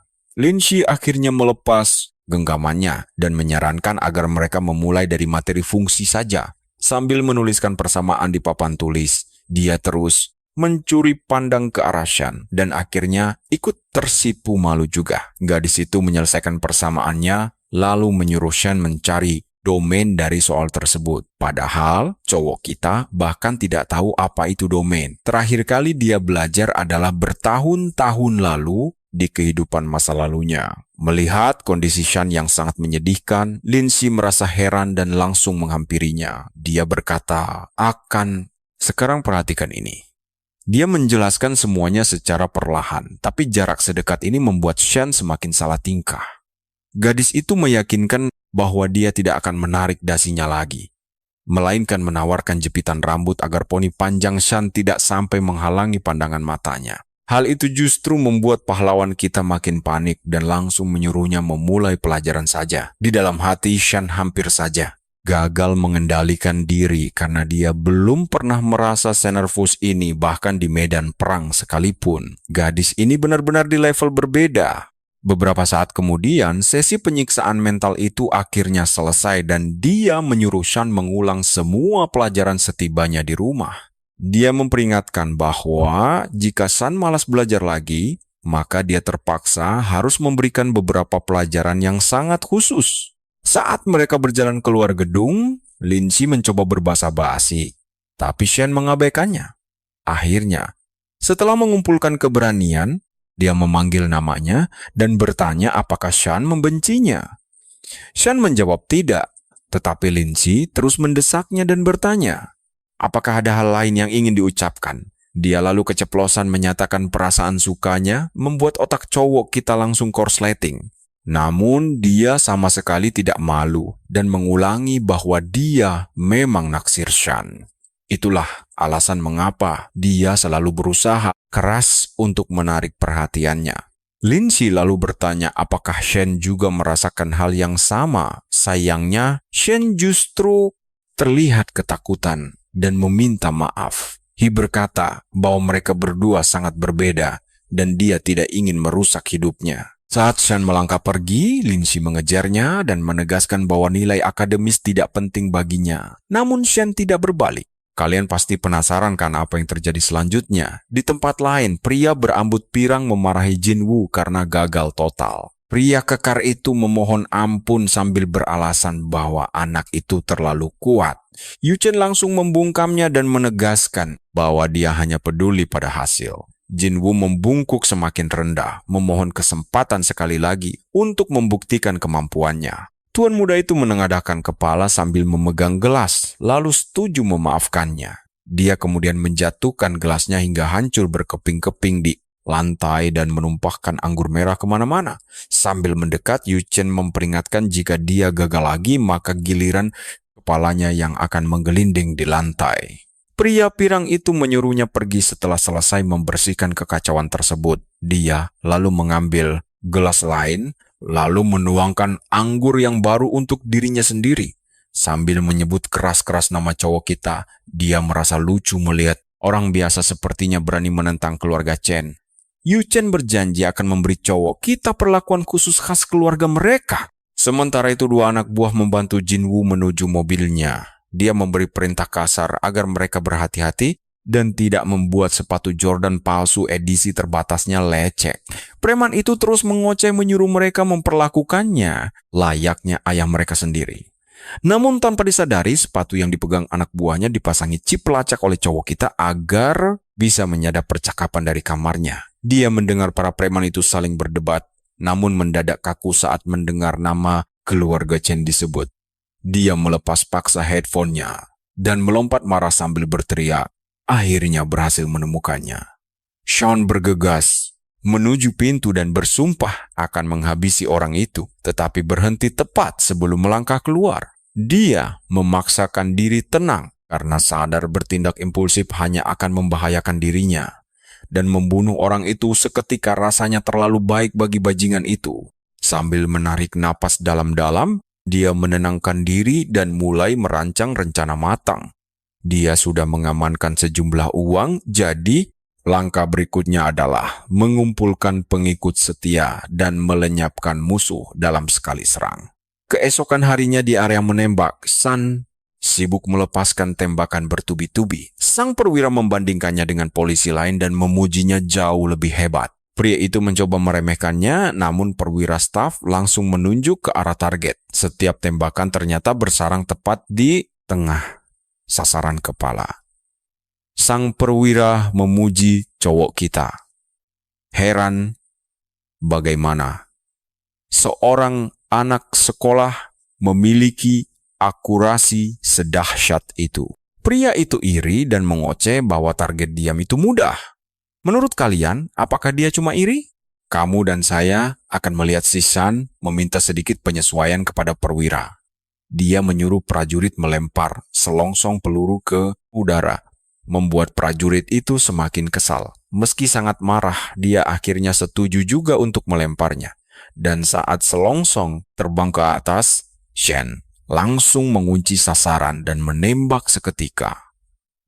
Pelurunya mengenai selongsong itu dengan presisi yang luar biasa, membuat kedua perwira itu sangat terpana. Si prajurit masih mencoba mengelak dan menyebutnya hanya kebetulan. Tapi sang perwira langsung menyuruhnya untuk bersikap jantan dan menerima kekalahan. Karena kesal, jagoan kita menawarkan diri menembak dengan mata tertutup. Tapi perwira staf segera mendorong prajurit itu ke samping dan bilang sudah melihat cukup banyak. Dia menanyakan rahasia kehebatan Shan dan pahlawan kita mengarang sebuah alasan tentang menembak balon di taman hiburan. Tak disangka, perwira staf mempercayai cerita konyol itu yang membuat Sun makin terkejut lagi. Dia lalu mengungkapkan bahwa tujuannya datang ke sini adalah meminta bantuan. Sang perwira langsung menyetujui, apapun itu asalkan bukan hal yang ilegal. Shen menjelaskan bahwa dia ingin mendirikan sebuah perusahaan keamanan swasta menggunakan para pensiunan veteran. Dia ingin memberi mantan tentara itu kesempatan hidup baru dan sebuah tujuan. Para pahlawan perang itu telah mengabdi dengan bangga dan tak layak dibuang. Begitu saja, pasukan keamanan ini nanti akan membantu menjaga ketertiban, serta memberantas para bajingan pengacau kedamaian kota. Mendengar ketulusan itu, sang perwira menjadi emosional dan langsung bertanya apa yang bisa dia bantu. Shan hanya membutuhkan pasukan setia berkemampuan tinggi serta proses izin yang lebih mudah. Sang perwira pun berjanji akan mengurus semua kualifikasi itu secara pribadi, lalu memberinya alamat kontak mantan komandan regu veteran yang mengelola sebuah bengkel. Nah, perhatikan dengan cermat bagian ini. Shan mengambil alamat itu, mengucapkan terima kasih, lalu didoakan semoga sukses oleh sang perwira. Dalam hati, jagoan kita tersenyum dingin dan berpikir bahwa Yu Chen harus segera menghitung hari karena pembalasan dendamnya kini resmi dimulai. Malam itu, saat menatap kertas tersebut, dia teringat nama Peng dan menyadari bahwa orang itu adalah kenalan dari kehidupan masa lalunya. Keesokan harinya, dia langsung meluncur menuju area pemukiman kumuh itu. Namun, seluruh tempat tersebut tampak sangat sepi dan mati. Tata letak kota yang sangat rumit membuatnya sulit dicari, tapi dia akhirnya berhasil menemukan lokasi tersebut. Begitu memasuki ke dalam bengkel, dia menyapa pria di sana dan berkata ingin mencari saudara Peng. Pria itu menjawab bahwa dia tidak menerima pekerjaan apapun hari ini dan menyuruhnya kembali besok. Shan menjelaskan tujuannya datang atas rekomendasi perwira staf Chung Shen. Pria itu terdiam saat pahlawan kita mengeluarkan kertas sakti dan berkata ingin bicara serius. Tapi si veteran langsung memotongnya dan bilang dia sekarang hanya mau mereparasi barang dan tak tertarik pada hal lain. Shan pun langsung membeberkan niatnya dengan menawarkan sebuah pekerjaan yang bisa mengubah nasib hidupnya saat ini. Shan kemudian menunjukkan bahwa mantan tentara. Kalian pasti tahu reaksi si veteran saat dibilang hidupnya serba terbatas. Dia langsung naik pitam mendengar kejujuran yang menusuk itu. Ia bertanya dari mana pemuda itu mendapat keberanian untuk menghinanya. Shan segera mencoba meredakan situasi tegang tersebut, menjelaskan bahwa dia hanya menawarkan kesetiaan yang ditukar dengan banyak uang. Si veteran tetap tidak percaya dan mempertanyakan bagaimana bocah ingusan sepertinya merasa sangat layak bicara begitu. Dia menambahkan, jika perwira staf memang mengirimnya, maka Shan harusnya sudah tahu kalau uang saja tidak cukup untuk membeli rasa hormatnya. Shan menjawab bahwa dia sangat memahami hal itu dan berkata bahwa binatang buas tak bisa dijinakkan tanpa cambuk. Si veteran membalas bahwa dia tak butuh cambuk dan malah mengambil sepasang sumpit kayu, melemparkan sebatang ke arah jagoan kita. Dia langsung menantang siapa yang menjatuhkan sumpitnya duluan akan kalah. Shen sempat ragu sejenak, namun langsung memantapkan tekad dan menyuruhnya mulai. Keduanya segera merapat maju, tapi Shan mengambil inisiatif menyerang dengan melompat ke udara. Dia mengayunkan sumpitnya ke bawah, tapi si veteran berhasil menangkis serangan itu dengan mudah. Mereka sempat saling mengunci gerakan. Namun pahlawan kita terus menekan dengan serangan tendangan telak. Kakak Peng terpaksa mundur beberapa langkah, sementara Shan mengejeknya dengan bertanya bagaimana kemampuan menyerangnya. Terpancing emosi, pria itu langsung menerjang maju dan memukul. Shan merunduk menghindar, lalu membalas dengan tendangan cepat yang menjatuhkan sumpit dari genggaman erat si veteran. Di saat bersamaan, seorang anak mendadak masuk dan berseru bahwa dia sudah kembali. Si veteran berteriak histeris menyuruhnya minggir, tapi anak itu terlalu kaget untuk menyadari ada sumpit melayang lurus ke arah dirinya. Seketika, jagoan kita melesat maju dan menangkap sumpit itu tepat sebelum mengenai wajahnya. Kakak Peng segera berlari memeriksa keadaan adiknya. Namun anak itu sehat walafiat dan malah sangat takjub melihat kecepatan Shan. Dia bahkan sempat bercanda menanyakan siapa yang akan menang jika mereka berdua bertarung sungguhan. Si veteran terdiam selama beberapa saat sebelum akhirnya menatap Shen kembali dan bertanya apa yang ingin dia bicarakan sebenarnya. Dia menunjuk ke arah konter, menjelaskan bahwa semua benda di sana adalah ramuan obat penting demi adiknya. Si veteran akhirnya mengaku kalau dia memang butuh mengubah nasib buruknya saat ini, tapi bukan berarti dia mau menyerah kalah. Dia tetap bersikeras bahwa sebenarnya dia bisa. Bagaimana menurut kalian? Akhirnya, si veteran mulai percaya setelah melihat tindakan heroik si Shan melindungi adiknya tadi. Yuk kita ikuti kisah seru saat jagoan kita meyakinkan dia kalau mereka tidak akan melakukan hal ilegal, melainkan membangun perusahaan keamanan. Dia butuh sekumpulan petarung setia yang sanggup mengatasi situasi paling sulit, dan tim itu jelas membutuhkan seorang pemimpin tangguh untuk menyatukan segalanya. Itulah alasan dia ingin Kakak Peng menjadi pedang mereka sekaligus memimpin seluruh pasukan. Belakangan, di dalam kamar sederhana Kakak Peng, terpajang foto bingkai para tentara yang dulu berjuang bersamanya di dinding. Masa mudanya tersenyum sangat lebar di foto itu, penuh semangat hidup. Shan menatapnya lalu bertanya dengan sangat pelan, apa yang berubah? Kakak Peng menjawab sambil tersenyum pahit. Selalu ada jurang pemisah antara harapan dan kenyataan yang terjadi. Setelah diperas habis-habisan selama bertahun-tahun, dia dibuang begitu saja bagai tisu bekas seperti nasib kebanyakan pekerja keras. Karena tidak menyukai masa lalu suramnya, dia meminta bos barunya ganti topik sambil mengajaknya duduk menikmati secangkir teh.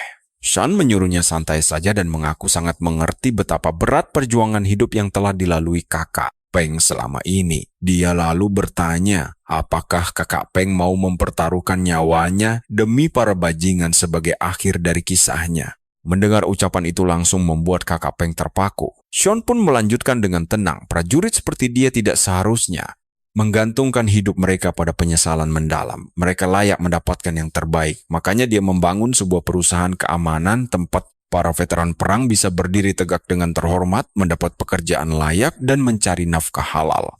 Perusahaan ini akan melindungi masyarakat biasa dari para penjahat alih-alih melayani kepentingan korup. Dia menjelaskan bahwa dia memang sedang mencari sosok yang tepat sepertinya, veteran tangguh yang lolos dari neraka dan tahu cara memimpin tim. Terharu mendengar visi itu. Kakak Peng langsung setuju tanpa ragu. Dia bersumpah setia sepenuhnya dan berjanji mengikuti jalan apapun yang Shan siapkan. Mereka berdua saling beradu kepalan tangan, merayakan kesepakatan persaudaraan ini. Shan kemudian berjanji akan membantu mengatur proses pengobatan yang sangat dibutuhkan oleh adik laki-laki kakak Peng. Setelah meminta kakak Peng menunggu instruksi selanjutnya dari dia, Shan pun langsung berpamitan pulang. Di tengah jalan dia berpapasan dengan beberapa anak yang sedang asik bermain. Beberapa langkah, kemudian dia menoleh ke belakang dan melihat sesosok mencurigakan mengintip dari sudut jalan. Dia pun merasa sedikit tersinggung karena Chen Jinhu menyewa mata-mata seamatir itu. Dengan kesal, dia memanggil mata-mata gagal yang bekerja untuk preman jahat itu untuk segera menunjukkan dirinya.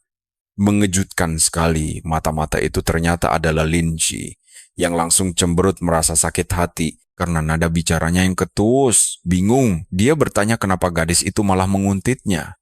Lin Shi tertawa renyah lalu menjawab bahwa kata menguntit terdengar terlalu berlebihan. Dia menghela napas panjang dan menyuruhnya berhenti berkeliaran di area berbahaya. Gadis itu malah langsung membalikkan omongannya, mengingatkan kalau dia sendiri juga sering bolos bimbingan belajar dan keluyuran di jalanan. Pipinya seketika merona merah saat mengaku bahwa kebiasaan buruk cowok itu membuatnya cemas, kesal. Shan mengingatkan kembali kalau dia sudah memperingatkannya dengan tegas untuk menjauh karena dia berurusan dengan orang jahat. Tapi dengan sombong, Lin Shi malah balik bertanya seberbahaya apa situasi ini sebenarnya. Tepat saat itu, sebuah jeep meluncur kencang ke arah mereka dengan kecepatan penuh. Gadis itu membeku sesaat, bingung kenapa mobil itu justru tancap gas.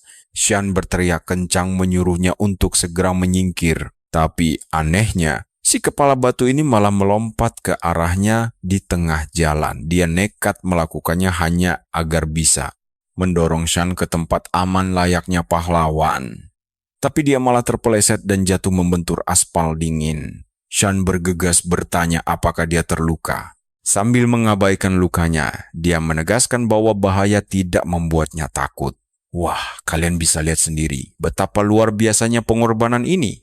Mobil jeep itu langsung mengerem mendadak. Sekelompok preman keluar sambil menghunus katana. Mereka sangat marah karena Shen berani-beraninya berkencan di wilayah mereka setelah menghina bosnya.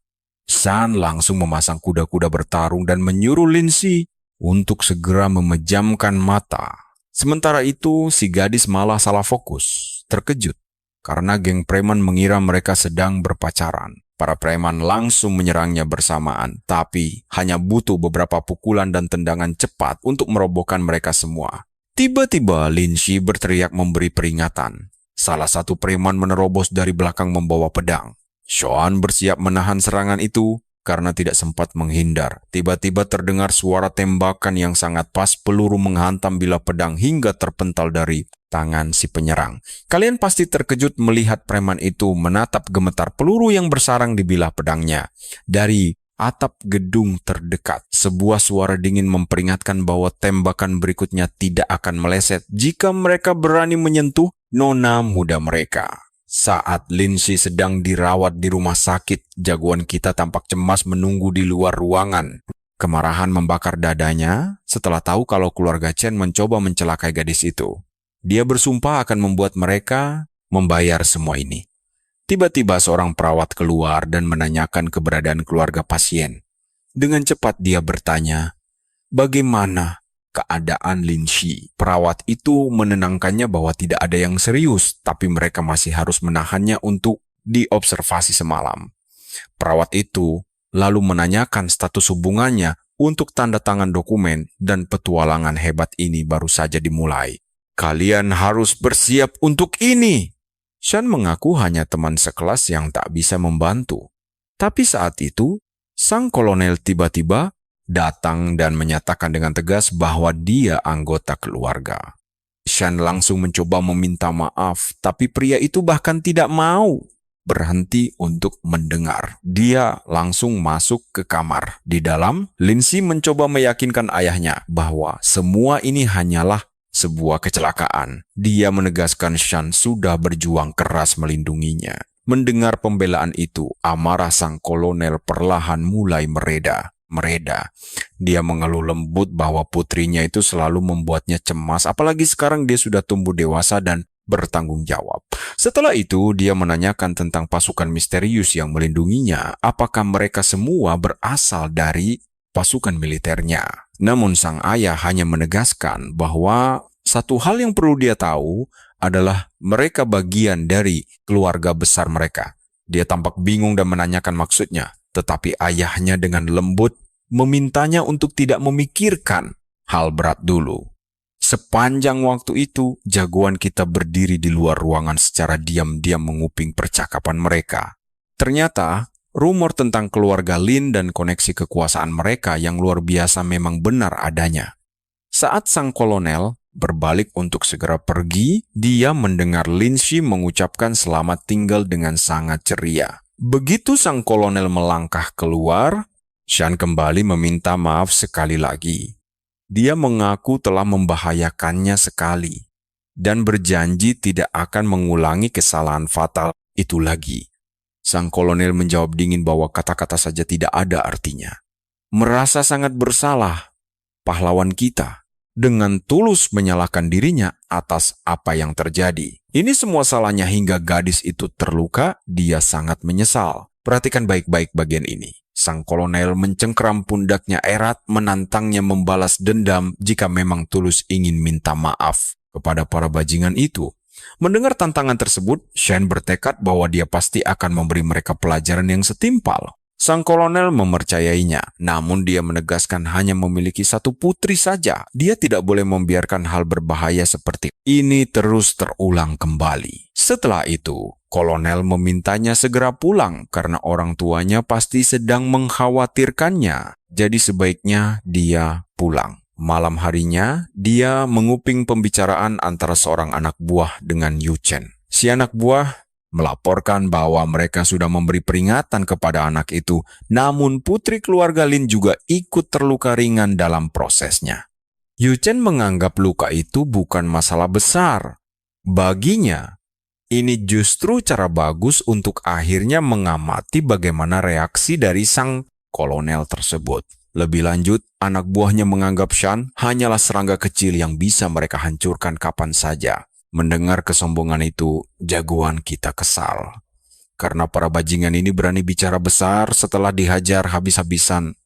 Tiba-tiba, Yu Chen mengungkapkan bahwa proyek pembongkaran itu hanyalah kedok semata. Begitu jaringannya selesai dibangun, semua bisnis akan langsung jatuh tangan dinasti Chen. Dia menekankan bahwa gedung-gedung itu sangat penting bagi seluruh rencana, jadi mereka harus segera menguasainya. Nah, kita tahu kelemahannya sekarang. Sersan kita langsung menyadarinya tepat saat musuh memerintahkan anak buahnya untuk selalu waspada. Sampai barang kiriman tiba, barulah setelah itu mereka bisa bertindak bebas sesuka hati. Shan sangat menyadari bahwa dirinya harus segera bergerak cepat memperkuat pasukannya sebelum barang itu masuk ke kota. Keesokan harinya, Kakak Peng akhirnya datang berkunjung bersama semua veteran perang yang ada dalam berkas Chen San. Jagoan kita memperkenalkan diri lalu menyambut mereka di perusahaan barunya, Dragon Seal Securities. Para veteran langsung merasa diremehkan dan mulai melontarkan berbagai macam pertanyaan tajam. San dengan tenang meminta mereka rileks sambil menunjuk ke arah rintangan latihan fisik. Salah satu veteran perang menyombongkan diri pernah meraih juara pertama di rintangan serupa saat di militer dulu. Dengan nada kesal, dia bertanya, apakah Shen meragukan kemampuan mereka? Shen membantah hal itu dan mulai menjelaskan detail misi utama mereka yang sangat penting. Tugas utama mereka adalah mengalahkan musuh dalam koridor hukum, dan keselamatan klien harus selalu menjadi prioritas yang paling utama. Tinggi. Dia memutuskan untuk langsung memperagakan tantangan latihan tersebut sendiri, lalu meminta kakak Peng menghitung waktunya. Shen pun menyelesaikan seluruh rintangan dalam waktu 58 detik saja. Diakhiri dengan tembakan jitu ke sasaran tanpa celah. Para veteran hanya bisa melongo tidak percaya. Salah satu dari mereka heran bagaimana anak sekurus ini bisa melakukannya dengan mudah, padahal terlihat seperti anak SMA biasa. Sersan kita dengan tenang menjawab bahwa dugaan mereka memang 100% benar. Dia memang anak sekolah, lalu dengan santai menyindir bahwa mereka harus bisa bergerak lebih cepat daripada anak sekolah. Jika tidak, itu sangat menyedihkan dan memalukan bagi para veteran militer jika kalah cepat dari anak muda. Sungguh memalukan jika sekelompok pria tua bahkan tidak mampu melindungi diri sendiri, apalagi klien mereka. Terbakar sindiran itu, para veteran langsung bersemangat membara dan berseru akan membuktikan kemampuan prajurit sejati kepada Shan. Tanpa membuang waktu sedetik pun, akhirnya tim impian kita terbentuk. Pasukan terkuatnya siap bertarung untuk menghancurkan semua musuh dan bisnis kotor mereka. Keesokan paginya, Shan kembali mengunjungi distrik lama yang kumuh. Dia berjalan menyusuri gang dan berhenti di sebuah rumah tua, lalu menekan bel pintu. Tak lama kemudian, seorang wanita paruh baya bertubuh gemuk keluar sambil menyipitkan mata. Wanita itu curiga dan bertanya mau mereka apa. Tenang, mari kita lihat bagaimana anak-anak ini memperkenalkan diri. Mereka menjelaskan tugas mereka berpatroli, menanyakan apakah warga butuh bantuan menghadapi lintah darat atau masalah keamanan lainnya, seperti uang keamanan atau pencurian kecil. Kemudian, Shan menatap matanya langsung dan bertanya dengan sangat tenang, apakah ada orang yang hilang baru-baru ini? Seketika wajah wanita itu berubah, memancarkan kepanikan yang jelas. Dia buru-buru menjawab semuanya baik-baik saja, lalu membanting pintu. Setelah itu, hampir semua orang bersikap sama. Mereka menolak bicara atau mengalihkan topik saat membahas orang hilang. Sikap ramah mereka pun mendadak lenyap. Nada bicara mereka menjadi kaku, dan ketakutan terlihat jelas di matanya. Saat makan siang, Opsir He mendesah lesu. Percuma menyelidiki jika semua warga ketakutan setengah mati pada dalangnya. Dia lalu menanyakan tujuan sebenarnya kepada Shan. Sambil santai menggigit roti melonnya, Shan menjawab bahwa target utama dari semua pertanyaan ini adalah keluarga Chen. Opsir He hampir tersedak dan bertanya apa dia serius. Keluarga Chen yang menguasai seluruh distrik ini? Shan memotongnya dan melanjutkan penjelasan. Direktur Dong membagikan beberapa informasi rahasia dari pihak kepolisian setempat. Ada 7 atau 8 orang dilaporkan hilang di area ini, dan itu baru kasus yang tercatat saja. Polisi sudah mengirim petugas andal untuk menyelidiki, tapi semua petunjuk selalu lenyap tanpa ada bekas sedikit pun. Satu-satunya kelompok yang bisa bekerja sebersih ini hanyalah cabang gelap dari keluarga Chen yang sangat berkuasa itu. Nah, perhatikan baik-baik di sini. Saat Opsir He memperingatkannya tentang bahaya itu sendiri langsung mendatangi mereka. Rupanya ada warga yang melapor ke Scar, preman penguasa blok ini. Tentu saja Shan sudah menduga hal itu. Aneh jika organisasi besar tidak punya informan. Scar mendekat sambil menyeringai, menuduh mereka sangat berani sekali. Karena berani mencampuri urusannya di wilayah ini tanpa izin, Opsir He langsung maju untuk melindungi Shan. Tapi Shan menahan pundak sang veteran, memberi kode agar mundur. Dia ingin menghadapi sendiri preman berambut konyol ini. Dengan santai, Shan menyindir apakah Scar pantas disebut bos jika langsung emosi hanya karena dia mengobrol dengan warga. Sikap meremehkan itu membuat Scar murka. Dia langsung memerintahkan tangan kanannya, Big Match, untuk menghabisi mereka. Big Mac memakai jurus andalannya, bola bowling manusia, menerjang untuk melindas lawan. Namun, Opsir He menangkapnya dengan mudah. Sebelum serangan konyol itu mendarat, dia menahannya dengan kecewa. Tanpa ampun, dia membanting tubuh raksasa Big Mac. ke lantai hingga terkapar tidak berdaya di sana. Melihat hal itu, Scar langsung merasakan dingin menjalar di seluruh tubuhnya. Melihat itu, Scar langsung merinding. Tapi kalian tahu kelanjutannya, dia tetap gengsi dan mencoba melawan. Dia menyuruh anak buahnya maju mengeroyok sang polisi, sementara dia sendiri akan menghajar si anak SMA sombong. Anak buah Scar sempat protes karena bosnya memilih lawan yang lebih lemah tapi langsung dibentak habis-habisan. Merasa terhina dengan ucapan itu, jagoan kita malah menantang sang bos untuk segera menyerangnya sekarang juga. Karena akan sangat memalukan bagi reputasi jalannya jika dia sampai kalah bertarung melawan anak sekolah biasa. Provokasi itu sukses memancing emosi Scar yang langsung melesat maju untuk memberikan pukulan kerasnya kepada Sean. Sayangnya, justru sang bos sendiri yang harus terkena tinju telak di wajah hingga jatuh tersungkur ke tanah. Melihat pemimpin mereka terpental dengan mudah, sisa anak buah lainnya langsung membeku karena sangat terkejut. Sean kemudian memberi mereka nasihat agar membawa bos mereka pergi karena bertarung pun tidak ada gunanya. Lebih baik mereka segera mundur. Melihat musuh pergi begitu saja, Opsir He bingung kenapa mereka dilepaskan. Sean mengibaratkannya seperti memancing ikan, di mana kita tidak boleh menarik talinya terlalu kencang dan terburu-buru. Terkadang kita harus membiarkannya berenang dulu. Mereka pun diam-diam membuntuti anak buah Scar ke markasnya. Setelah semua anak buahnya pergi, Scar tampak mencurigakan. Dia memastikan keadaan sekitar aman sebelum berbalik arah. Dia berjalan ke arah berlawanan dari rumahnya, lalu perlahan menuju ke bagian belakang sebuah gudang tua. Di sana terparkir sebuah mobil hitam. Sopirnya keluar dan membuka bagasi, sementara anak-anak mengintip di balik dinding. Mereka langsung menyadari ada sesuatu yang ilegal di dalam. Sebuah karung besar diturunkan dari bagasi mobil tersebut. Karung itu tampak bergerak-gerak dengan sangat liar. Scar berteriak menyuruh isi karung itu untuk segera diam. Saat itulah mereka menyadari ada manusia di dalamnya dan mereka sedang menyaksikan aksi penculikan di depan mata. Opsir He hampir kehilangan kesabaran dan ingin langsung menyerbu, tetapi dia menahannya demi melihat situasi dahulu. Dia menoleh pada Sean untuk meminta petunjuk apakah mereka harus menyerang, membuntuti, atau segera memanggil bantuan polisi. Tepat saat itu, Sean keluar menemui mereka secara berani. Penasaran kelanjutannya kan? Halo kawan, kalian siap melihat gertakan polisi paling nekat? Di sini dia menyuruh Scar dan temannya jangan bergerak. Rekan pahlawan kita sempat kaget melihat situasi ini, tapi dia memutuskan untuk ikut berakting. Scar dan temannya pun benar-benar terkejut. Mereka heran polisi bisa melacak posisi mereka, tapi Scar langsung tahu ini bohong saat mengenali Sean dan anak buahnya. Teman Scar langsung mencabut pisau lipat untuk melawan. Sementara Scar terus berdalih kalau mereka hanyalah petugas keamanan biasa. Mereka malah berdebat apakah harus memberi pelajaran pada penyusup ini. Padahal Scar sudah memperingatkan kalau lawan mereka bukan orang biasa. Lawan mereka adalah petarung profesional.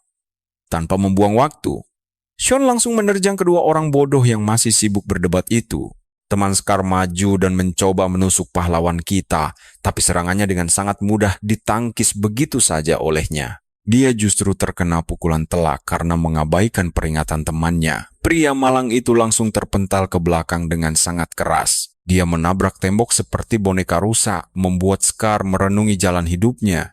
Penjahat itu lalu berteriak kesal pada temannya. Dia memarahi temannya yang pingsan, tapi langsung terdiam saat petugas He melangkah maju dan mengalihkan seluruh fokus perhatiannya. Raksasa tinggi itu menjulang di depan si penjahat yang gemetar, lalu bertanya mengapa dia mencoba melarikan diri dari mereka. Dengan nada kecewa, petugas He mengingatkan Scar tentang kode persaudaraan mereka untuk selalu menanggung susah dan senang bersama. Scar membantah kalau mereka sudah menderita tadi. Tapi kawan, perhatikan bagaimana pahlawan kita sengaja lupa demi bisa menghajar mereka. Mereka langsung melumpuhkan para kriminal itu dalam sekejap, lalu bergegas menyelamatkan orang yang disekap di dalam karung tersebut. Betapa terkejutnya mereka saat melihat Yang Tianli, mantan ketua kelas mereka, terikat erat dengan mata yang berkaca-kaca. Kembali ke ruang interogasi kantor polisi, Sean dan rekannya menemui Direktur Dong untuk menyerahkan si rambut pirang itu. Mereka membicarakan plot twist yang mengejutkan Nai. Sang direktur kemudian menjelaskan situasi tragis yang menimpa pemuda pirang tersebut. Ayahnya diseret ke pengadilan, rumahnya disita, dan yang paling parah, dia juga dikeluarkan dari sekolahnya secara tidak hormat. Dia kehilangan kehidupan mewahnya dan berakhir menggelandang di jalanan. Sungguh sebuah penurunan nasib yang sangat tragis sekali. Seolah penderitaan itu belum cukup, dia bahkan nyaris diculik oleh para preman murahan tadi. Dong sangat mengasihani nasib buruknya. Namun pahlawan kita langsung memotong dan menanyakan tentang Scar. Direktur pun mengecilkan suaranya untuk mulai menjelaskan perkembangannya. Interogasi sudah selesai, tapi mereka tidak punya hubungan langsung dengan keluarga Chen dan hanya bekerja sebagai kaki tangan bayaran. Pahlawan kita bertanya pekerjaan apa yang mereka lakukan. Dan wakil menjelaskan mereka menyelundupkan barang ilegal ke distrik pergudangan. Kalian pasti paham kan maksudnya? Otak cerdas pahlawan kita langsung menyala saat mendengar wilayah gudang itu milik keluarga Chen. Keluarga misterius yang selama ini dia incar. Sang direktur mendesah lelah dan berkata bisnis luar. Mereka terlihat sangat bersih. Mereka kekurangan bukti kuat untuk melakukan penggeledahan. Keduanya lalu masuk ke ruang pribadi direktur untuk membahas rencana selanjutnya. Sebuah peta wilayah sudah terbentang di atas meja. Sean melihat gudang Yang Fung terhubung langsung ke distrik kota tua. Jalur kereta tua yang terbengkalai menjadi penghubungnya. Semua petunjuk kini mulai terhubung dengan jelas di dalam kepalanya. Dia menduga keluarga Chen memanfaatkan kekacauan pembongkaran kota untuk membangun rute rahasia guna memindahkan barang ilegal mereka. Sean mencoba meyakinkan sang wakil untuk menggunakan masalah pergudangan ini sebagai alasan melakukan inspeksi ke sana. Orang tua itu mulai berkeringat dingin dan mencoba menakutinya dengan alasan ada sosok kuat yang melindungi keluarga Chen. Sangat klise sekali. Pahlawan kita langsung tahu itu gertakan kosong dan memutuskan untuk membalikkan kebohongan itu padanya. Dia mengaku mendapat keuntungan besar dari proyek pembongkaran itu dan menawarkan kesepakatan menarik pada sang direktur. Selama keluarga Chen tidak mengganggunya, dia bisa terus meraup banyak keuntungan. Sean juga menambahkan tawaran bagi hasil, tapi syaratnya mereka harus menjatuhkan keluarga Chen terlebih dahulu. Direktur Dong langsung